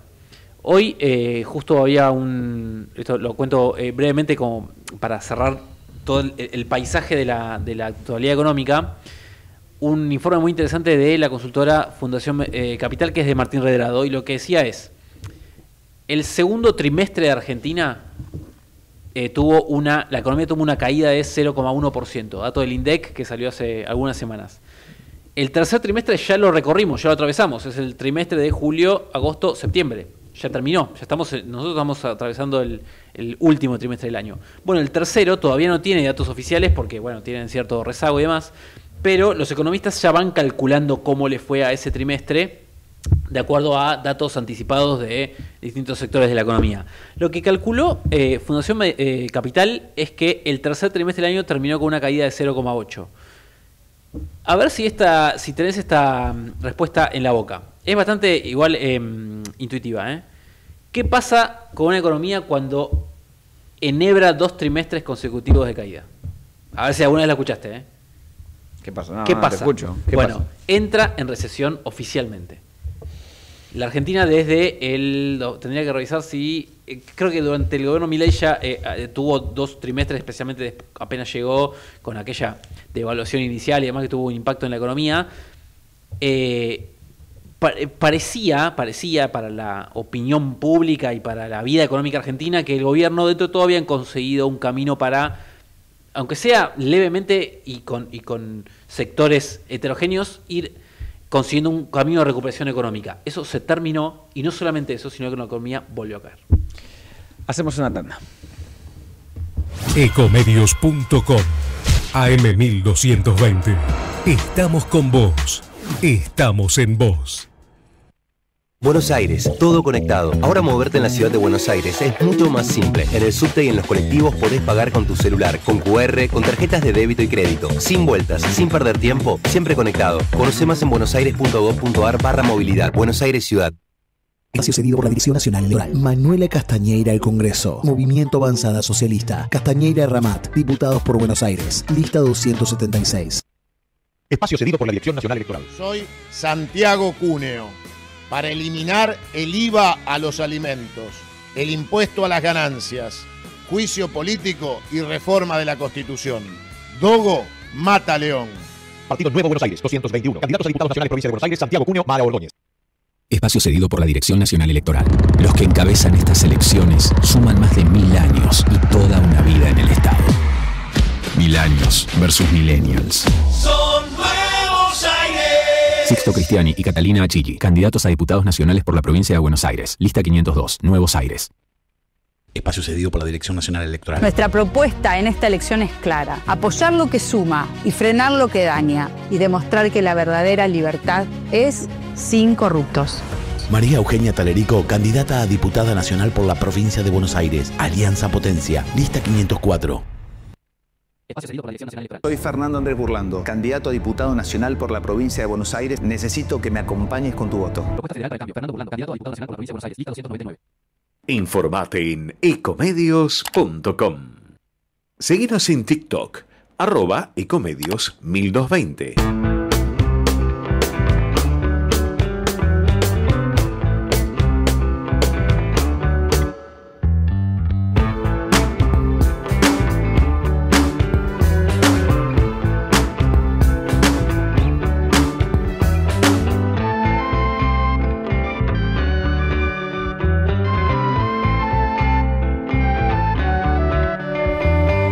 Bueno, seguimos aquí en el aire de Ecomedios, el lunes otra vez, iniciando la última media hora del programa. Y como hablamos al principio, uno de los temas claves fue del día, ¿no? A nivel mundial fue la liberación de rehenes por parte del grupo Hamas que pudieron volver a Israel con sus familias, y de prisioneros que tenía Israel que también fueron liberados. Y para hablar un poco sobre el impacto mundial del rol de Trump y cómo sigue toda esta historia, vamos a hablar con Ian Bushney, analista internacional. Decime si te nombré bien. Un gusto charlar con vos. Joaquín Mújica Díaz y Mariano Werner te saludan aquí en Ecomedios. ¿Qué tal, chicos? ¿Cómo están? Espectacular lo dijiste. Perfecto. Costó un poquito, pero salió bien. Es un tema, es la letra I, cambiarla por la A sería Alan, es Ilan. Así que está perfecto como lo dijiste. A ver, Ilan, ¿cómo sigue esta historia después de todo lo que sucedió hoy? ¿Cómo sigue a partir de mañana? Mirá, lo más importante es que es una historia que sigue en 3 capítulos diferentes. Una cosa es lo que vaya a hacer Israel, otra cosa es lo que vaya a hacer el grupo terrorista Hamas, y otra cosa diferente es lo que vaya a hacer Donald Trump con el resto de las potencias, algunas europeas, otros del mundo árabe, presionando para que todo eso sea un mismo, digamos, libro, si se me permite la analogía.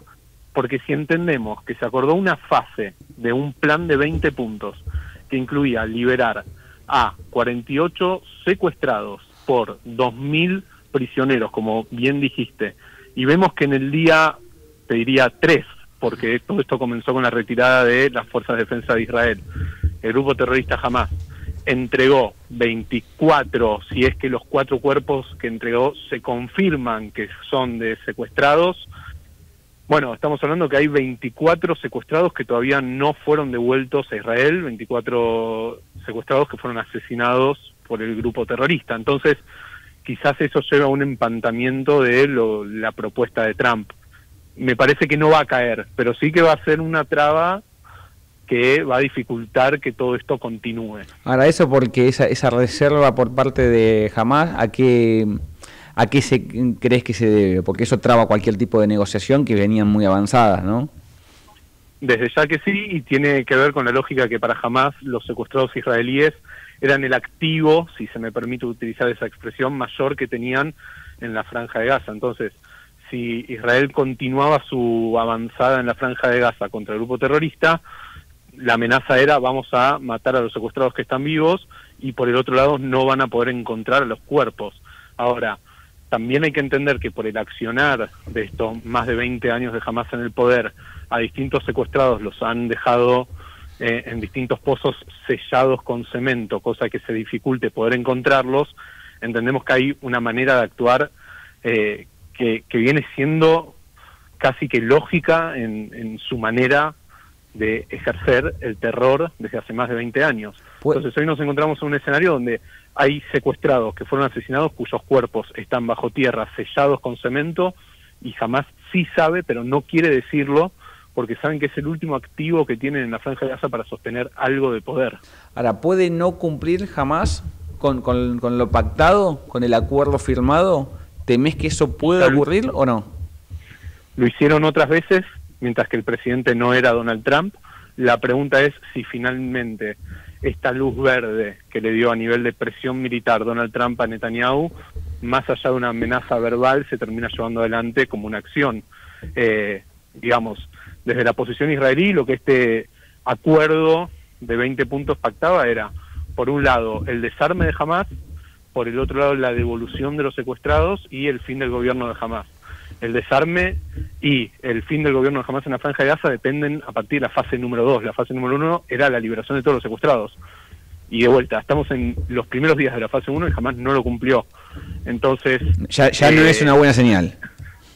No es una buena señal, es una señal de preocupación. Imagínate, no voy a revelar la identidad, ¿no? Pero estaba hablando con un familiar de una secuestrada y me dice: mirá, yo ya sé que mi familiar no está vivo, y de nuevo tener que esperar con ansiedad ese día, que era el día de hoy, esperar a ver si liberan su cuerpo o no.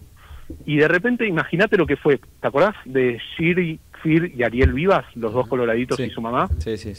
El día que se hizo la entrega de los cuerpos, en lugar de Shiri Vivas, aunque pusieron la foto de Shiri Vivas, pusieron otra mujer que nada tenía que ver.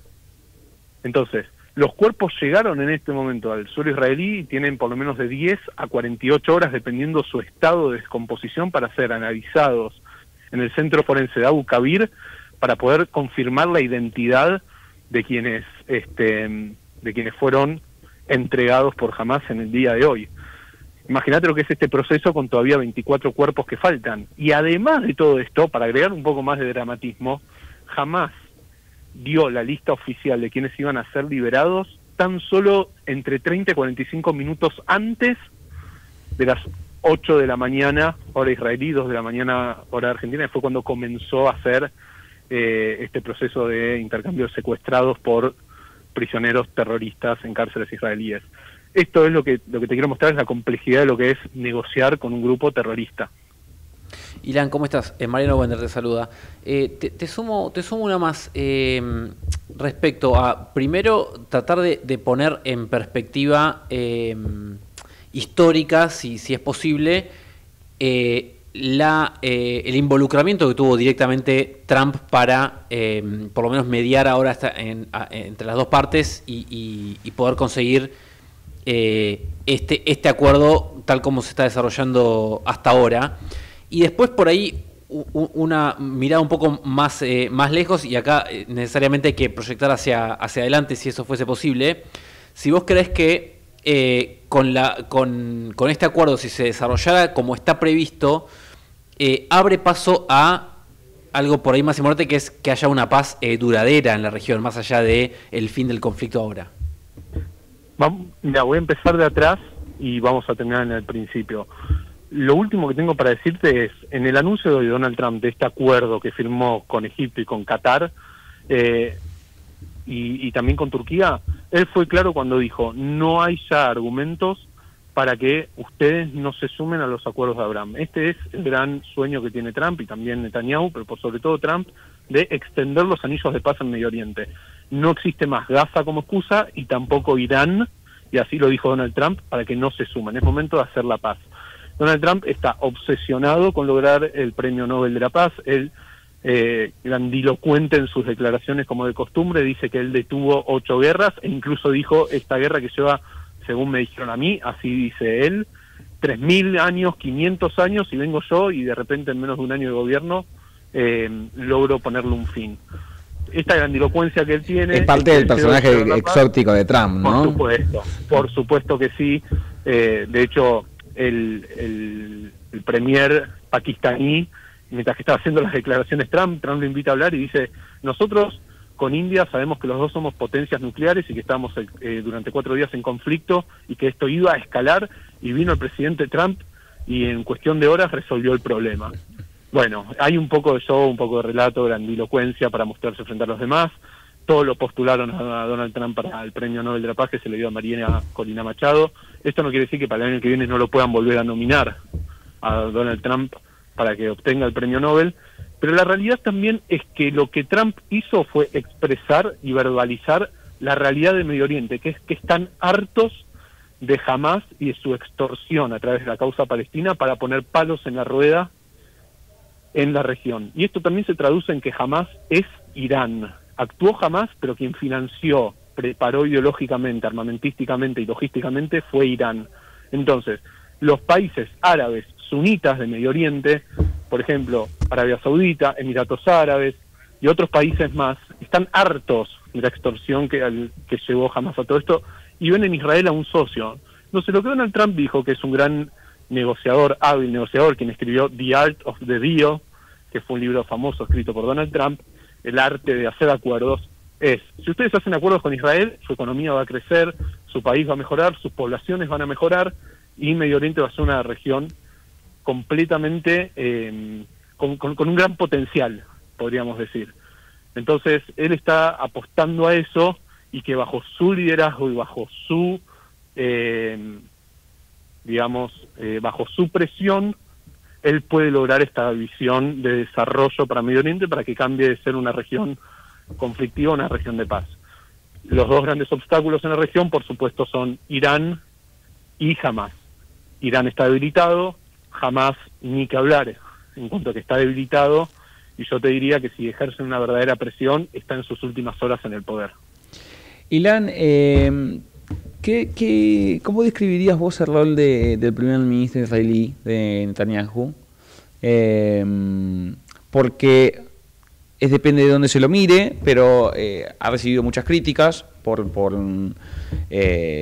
algunos lo acusan de crímenes de guerra, otros de estirar demasiado la conflictividad. ¿Vos qué mirada tenés sobre su rol en todo este proceso? Te propongo que hagamos una mirada micro y después una mirada macro. Dale. La pregunta es, si vos vas a ir a Israel y te vas a posicionar solamente en la ciudad de Tel Aviv o vas a ver también la ciudad de Jerusalén. En Tel Aviv, Netanyahu, de hecho cuando Witkoff, el enviado especial para Medio Oriente de Trump, lo mencionó como parte esencial para llegar a este acuerdo, lo abuchearon, le dijeron de todo, y Tel Aviv fue el epicentro de el anti-vivismo, digamos, de cierta manera. Netanyahu se lo conoce como Bibi en Israel, entonces el anti-vivismo se vive mucho en Tel Aviv. Ahora, cuando vos vas a Jerusalén, la realidad es que la figura de Netanyahu es una figura que aglomera gente y que año tras año sigue cosechando la mayor cantidad de votos. Aún así necesita hacer coaliciones con otros gobiernos, con otros partidos políticos para poder formar un gobierno. Habiendo dicho eso, pensemos en que Netanyahu es una figura que ya lleva mucho tiempo, para mí es el responsable, porque es la máxima autoridad política de Israel, de lo que pasó el 7 de octubre, y también es el máximo responsable de los aciertos que se tuvieron después del 7 de octubre, porque no hay que olvidarse no solamente de la tragedia que sucedió bajo su gobierno, sino que también él fue el responsable de comandar a nivel político el asesinato y la eliminación de Hassan Nasrallah, secretario general de Hezbollah, el asesinato de Yahya Sinwar y de Mohamed Sinwar y de Mohamed Deif, que son las máximas autoridades de Hamas dentro de la Franja de Gaza, Ismail Haniyeh en el corazón de Teherán, la guerra que se llevó en este último tiempo contra Irán, que destruyó el arsenal nuclear iraní con ayuda de los Estados Unidos y que logró el involucramiento de Estados Unidos en esta guerra. Esos también son éxitos de él. Como toda figura política emblemática tiene sus pros y sus contras, y depende de dónde lo mires lo puedes analizar. Ahora, la denuncia que tiene por parte del fiscal Karim Khan, y de la cual se hacen eco gobernantes que dejan mucho que desear, como son Pedro Sánchez o mismo Gustavo Petro en Colombia o Gabriel Boric en Chile, la verdad es que habla más de los denunciantes de que quien es denunciado, porque se sabe que cada vez que hay problemas en sus países salen con el tema de Israel para tratar de cambiar un poco la visión interna y patear el problema para afuera. Karim Khan, que fue el encargado de ordenar las órdenes de arresto contra el primer ministro israelí y contra quien era en aquel entonces el ministro de Defensa, Yoav Galant, ni siquiera fue al territorio israelí a ver qué fue lo que pasó y qué fue lo que hizo Hamas el 7 de octubre. Pero tiene un nulo de vicio su investigación en contra de Israel, y además en el momento en el que él está denunciando a Netanyahu, o casualidad, salen denuncias de parte de su propio equipo de trabajo por violencia sexual. Entonces, me parece que hay otras intenciones por debajo de la mesa, y vale la pena remarcar algo. Cuando se anuncia el alto al fuego, y esto es muy paradójico, cuando se anuncia el alto al fuego en la Franja de Gaza, la propia organización terrorista Hamas, ¿sabes qué es lo que dice? Aceptamos el alto al fuego para ponerle fin a la guerra. Ellos dicen la guerra. El propio movimiento terrorista llama a esta situación una guerra. Entonces, ¿quién es Pedro Sánchez, Gustavo Petro o líderes que tienen muy poca relevancia a nivel mundial, que quieren escalar unos escalones en el escenario internacional, haciéndose leña del árbol de Israel? De hecho, hoy Pedro Sánchez fue el único jefe europeo que no estuvo en la reunión privada en Egipto. Cuando se hizo una reunión más privada, más cerrada, lejos de las cámaras, Pedro Sánchez no fue invitado. Y eso habla mucho de quién es Pedro Sánchez y cómo su liderazgo está cayendo, obviamente, en Europa. Así que ese es un poco el escenario. Depende, como siempre te digo, de dónde te pares, pero para mí una cosa no es excluyente de la otra. Es el máximo responsable político de lo que pasó el 7 de octubre, sí. También es el máximo responsable político de los éxitos a nivel estrategia militar que tuvo Israel en estos 2 años de guerra. Ilan, gracias por charlar con nosotros, por el nivel de detalle en todo el análisis del escenario de Medio Oriente en un día histórico y muy particular. Un placer, y si me parece lo último que quiero agregar, es que por favor no nos olvidemos, por la alegría que tenemos de ver de vuelta a los secuestrados en casa, no nos olvidemos de que todavía hay 24 familias en Israel y en partes del mundo, que eso incluye acá la Argentina, que están esperando que sus seres queridos vuelvan para tener un entierro digno. O sea, mantengamos este tema ahí en conversación, porque no podemos ser indiferentes frente a este grave y flagrante acontecimiento, lo que fue el 7 de octubre, que tiene que cerrar incluso 2 años y muchos días después. Gracias, Ilan. Un gusto. Un abrazo. Ahí pasaba Ilan Butni, analista internacional, charlando sobre un día histórico en Medio Oriente y en el mundo. Auspiciaron este programa. Llegó a Almirante Brown la telemedicina. Se trata de un sistema que permite realizar consultas médicas clínicas, pediátricas y psicológicas virtuales. Podés usarlo desde la comodidad del hogar las 24 horas sin necesidad de trasladarte. Ingresá a la telemedicina descargando la app Brown Previene o entrando en www.almirantebrown.gov.ar. Todos somos Brown. Buenos Aires, todo conectado. Ahora moverte en la ciudad de Buenos Aires es mucho más simple. En el subte y en los colectivos podés pagar con tu celular, con QR, con tarjetas de débito y crédito. Sin vueltas, sin perder tiempo, siempre conectado. Conoce más en buenosaires.gov.ar/movilidad. Buenos Aires Ciudad. Legislatura porteña. Entérate de todo lo que estamos haciendo. Ingresá a legislatura.gov.ar para saber más. Nos une la ciudad. Seguro escuchaste de nosotros. Seguro escuchaste mucho de nosotros. Somos un río enorme y mucha costanera para caminar. Somos un mundo de sabores y muchos momentos para compartir. Somos cuna de campeones y mucha pasión por la celeste y blanca. Somos movimiento, creatividad y talento. Mucho talento. Rosario es mucho más. Somos PAE, líder global de energía. Ofrecemos productos y servicios a la industria y estaciones de servicio. Estamos presentes en todas las cuencas productivas y llegamos con gas natural a todo el país y la región. Producimos petróleo, GLP, energía eléctrica y renovable. Operamos la red de estaciones de servicio más moderna y con la mejor atención al cliente. Invertimos, innovamos, crecemos. Somos PAE, energía para la industria. Queremos que traigas tu empresa a Esteban Echeverría. Te ofrecemos un municipio ordenado y transparente, la mejor ubicación y algo que no te ofrece nadie. 10 años sin pagar nada para que no pares de crecer. Esteban Echeverría, un municipio ordenado para seguir creciendo.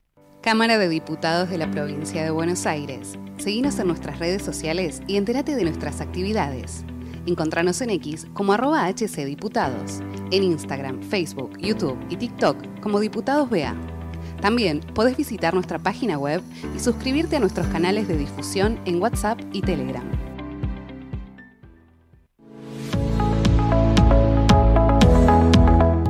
En Merlo cuidamos el ambiente. Canjea tus residuos reciclables por bolsas ecológicas. Sumate al programa Ecobolsas de la Municipalidad de Merlo. Ingresá a www.merlo.gov.ar/ambiente circular. Gobierno del Pueblo de Merlo. Gustavo Menéndez, Intendente. ¿Sabías que en Quilmes tenés un centro municipal de zoonosis? Podés pedir turno de castración de lunes a viernes a las 8 horas en Hipólito Yrigoyen 273. Con tan solo una semana de demora. Quilmes Gobierno. Bienvenidos al verano cordobés, naturaleza para hacer lo que querés, estrellas de folclore, rock, cuarteto de deportes y estrellas de verdad. Encontrar nuevos sabores, nuevas playas, nuevos amores. Un verano fácil para todos. Córdoba, disfruta más fácil. Agencia Córdoba Turismo, Gobierno de la Provincia de Córdoba. ¿Querés más vacaciones? Disfrutá Escobar todo el año, a solo 1 hora del Obelisco. Descubrí un destino con naturaleza, cultura y aventura. Navegá, explorá, viví la magia de sus olores, sabores y colores. Te esperan ferias, festivales y experiencias únicas. Escobar, cerca tuyo. ¡Wow! ¿Cómo dices cuenta DNI? ¡Wow! ¿Que ahora tienes plazo fijo? ¡Wow! ¿Y que tienes una tasa especial? ¡Wow! Y eso hace que tu dinero crezca. ¡Wow! Y crezca. ¡Wow! Y crezca. ¡Wow! Pará, ese último wow no entendí. ¡Wow! ¡Ah! ¡Que crece! Cuenta DNI. Tu plazo fijo de Banco Provincia es realmente wow. ¡Wow! ¿Conoces Estación Infancia? Vení a compartir en familia una experiencia diferente para todas las edades. Descubrí Estación Infancia, territorio de juegos y encuentros. Reserva tu pasaje gratuito en sanmartin.gov.ar.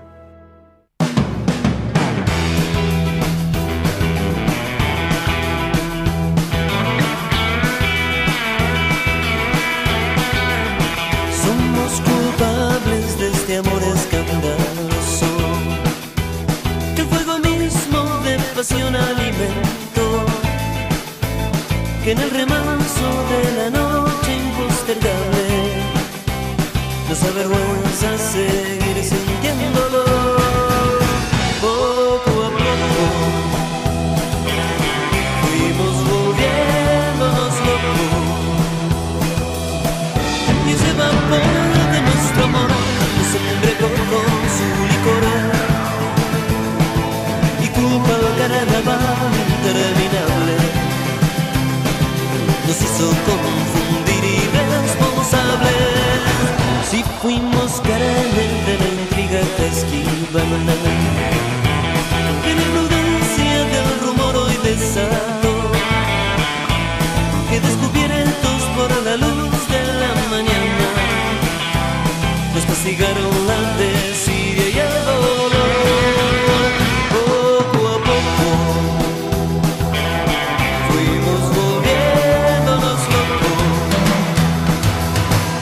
y se evapora de nuestro amor, nos embriagó con su licor, y culpa al carnaval interminable nos hizo confundir irresponsables.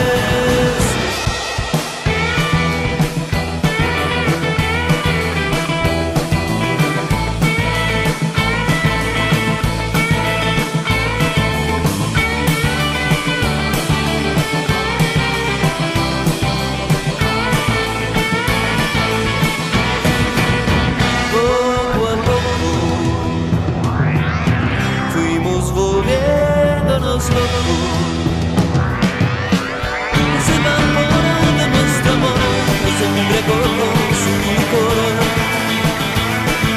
y culpa al carnaval interminable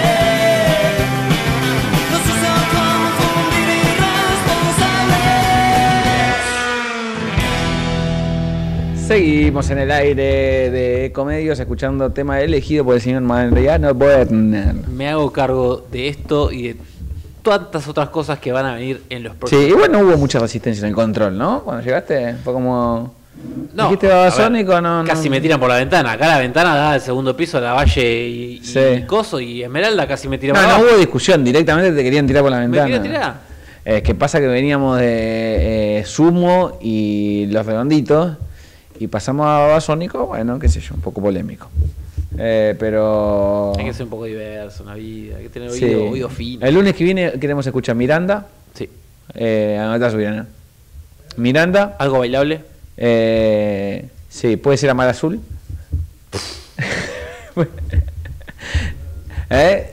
Y después veremos. Y algo de un Chichi Peralta, por ejemplo. Podemos escuchar algo de salsa. Banco. ¿No? Banco. Probablemente nada de todo eso se puede hacer. El último programa de este ciclo. Se lo prometemos para el último programa del año, si quieren, ¿no? Bueno, ¿se conoce inflación mañana? Sí, señor. IPC de septiembre, en este caso, si no estoy mal ubicado, sí. Se espera realmente una inflación más o menos similar al del mes anterior, acá con ciertas particularidades, porque ya desde julio aproximadamente que venimos con, bueno, comportamientos más o menos difíciles del tipo de cambio, y hay quizás una única dentro de toda esa ensalada de cosas que al gobierno no le vienen conviniendo en términos económicos. Si hay una en la que por ahora queda bien parado, es que no se ha desbocado la inflación, y como decimos, así como fue 1,9 en agosto, muy probablemente sea un número similar, a lo sumo un poquito por encima del 2%, pero no hay expectativas de mucho más, y hago un breve comentario hacia más adelante, porque hay siempre las consultoras tratan de ir midiendo de acá a fin de año cómo va a ser. No hay ninguna que mida más de 2 o 2 y poquito %, con lo cual la inflación terminaría el año, en el peor de los casos, en un 35%, si no me equivoco, más o menos, en el peor de los casos. Con lo cual, ahí el gobierno tiene una medalla para colgarse, y acá, como siempre decimos nosotros acá, puede que no sea suficiente de ninguna forma para que en las urnas se termine traduciendo en votos. Hay una frase que me dijo un importante dirigente del peronismo, que me quedó grabada, porque me la dijo hace un poquitos días. Me dijo: lo único bueno que tiene el gobierno de Milei, y de lo cual el peronismo tiene que absorber, es que lo que viene, el proyecto que venga, no puede ser sin inflación controlada, sin equilibrio fiscal, y sin cumplir un contrato con la sociedad respecto a lo que decís y haces. Bien. ¿No? Sí, como que ya no hay carta blanca de la gente para tolerar contextos de inflación mucho más altos que me parece que la gestión de Milei lo que deja claramente es que ese equilibrio fiscal está por encima de todo. Sí, lo igual que está en discusión es... Después es discutible cómo llegas, ¿no? Cómo llegas al equilibrio fiscal. ¿No? Me parece que ahí está la discusión que da el peronismo, obviamente, pero el concepto de equilibrio fiscal, de que hay que llegar al equilibrio fiscal, que era un tema no tan recurrente durante la etapa del kirchnerismo. No, el nestorismo nostálgico siempre recuerda que el gobierno de Néstor, el mandato de esos 4 años de Néstor, tenía superávit gemelos. Claro, exactamente. Superávit fiscal en las cuentas que el internas y superávit externo. El gobierno de Néstor Kirchner terminó en el 2007. Sí, una cosa más para el último minuto. Esta semana se cierra en la ciudad de Buenos Aires lo que es la campaña de Provincias Unidas en el Estadio Obras, ¿sí? O sea, no la campaña nacional, sino la campaña de la ciudad de Buenos Aires. Pero ¿qué pasa? Tiene una particularidad. Todos los gobernadores que son parte de ese esquema, ¿sí? El cordobés Martín Yarllola, va a estar también Juan Schiaretti, Nacho Torres de Chubut, el gobernador de Jujuy, Maximiliano Puyaro de Santa Fe. Todos van a estar en el Estadio Obras el próximo miércoles. ¿Para qué? Para apoyar a el candidato en la ciudad de Buenos Aires, que es Martín Lustó, quien está acompañando la boleta por Graciela Ocaña, y también van a estar los candidatos de la provincia de Buenos Aires, que son Florencio Randazzo y Emilio Monzó. Va a ser la primera vez que todos los candidatos y nombres importantes que tiene Provincias Unidas en la Ciudad de Buenos Aires, en la provincia de Buenos Aires, y las caras visibles a nivel federal, que son los gobernadores, estén todos juntos en un mismo lugar.